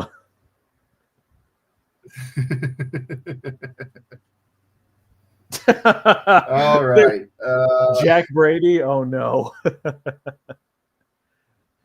We've had at least over 35, 40 people on stream for the last like few minutes. 2nd and 5 from the 19-yard line. Snap, handoff, And they're going to break it to the outside. No. He gets a block. No. He breaks the one tackle inside the 10. Palmer nearly got a touchdown, 1st and goal. Are they going to take a knee now? Because if I was, that's a first down, and that's pretty much like you could just knee it from here, and it's going to be over. 543 yards of offense for TCU. Yeah, they're going to kneel it out. This is over now. Oh, like it's been over, but now it's officially going to be over. The coach is taking the headset off. This sucker, you need to wrap it up. They're not going to score another touchdown, right? Wait, no. Seals, please tell me. You're going to take a knee, right? Yeah, he's taking a knee. All right, that's it, boys. Show's over. Well, that's all she wrote. That's a wrap. That's all she wrote. Your final from Chapel Hill.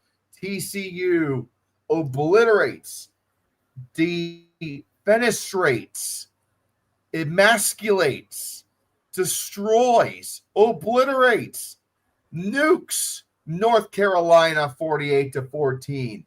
It was so unbelievably one-sided. I believe the phrase South Carolina is thinking of at this moment in terms of this Belichick hire is we've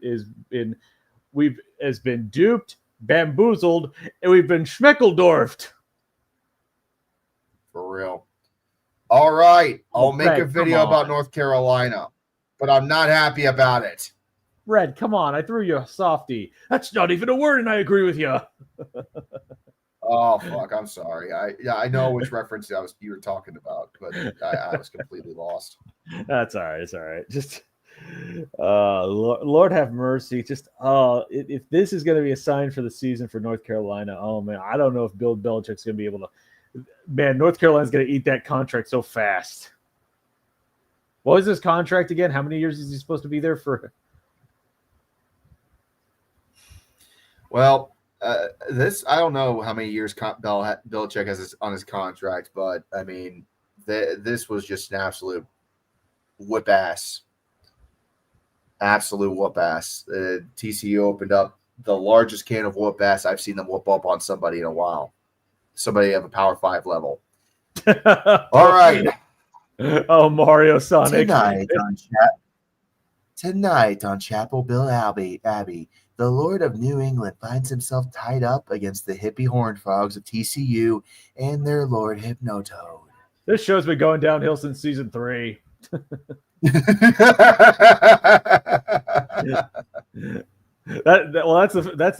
a funny Futurama gag in general. Just the fact that apparently Fry is the only one that isn't affected by Hypnotoad. Yes. All right, guys. Well, we're gonna call it because there's nothing else left to say. I am going to go to bed and sleep on this, but I'll work on it. I think you'll see a response from me about North Carolina at some point tomorrow. I think tomorrow or at the latest Wednesday. 52 more days until basketball for North Carolina, says some machine OP. So pretty much, yeah. 52 more days till basketball. Tar Heels, just hang on a little bit longer. Thank you, Akbar and Alan, for joining us late for this historic ass whooping. Thank you, everybody, for joining this stream. This has been so much fucking fun. We had over 60 people in here at one point watching Belichick getting his shit wrecked, and this was a really fun stream. I'm glad I was here to take you guys through it. Have a good night. Don't sleep in tomorrow. Everybody's got to go back to work. I will see you guys soon with 2 less teeth. And by the way, a week 1 chaos video comes out tomorrow afternoon on my YouTube channel. Thank you so much. Have a good night. Take it easy.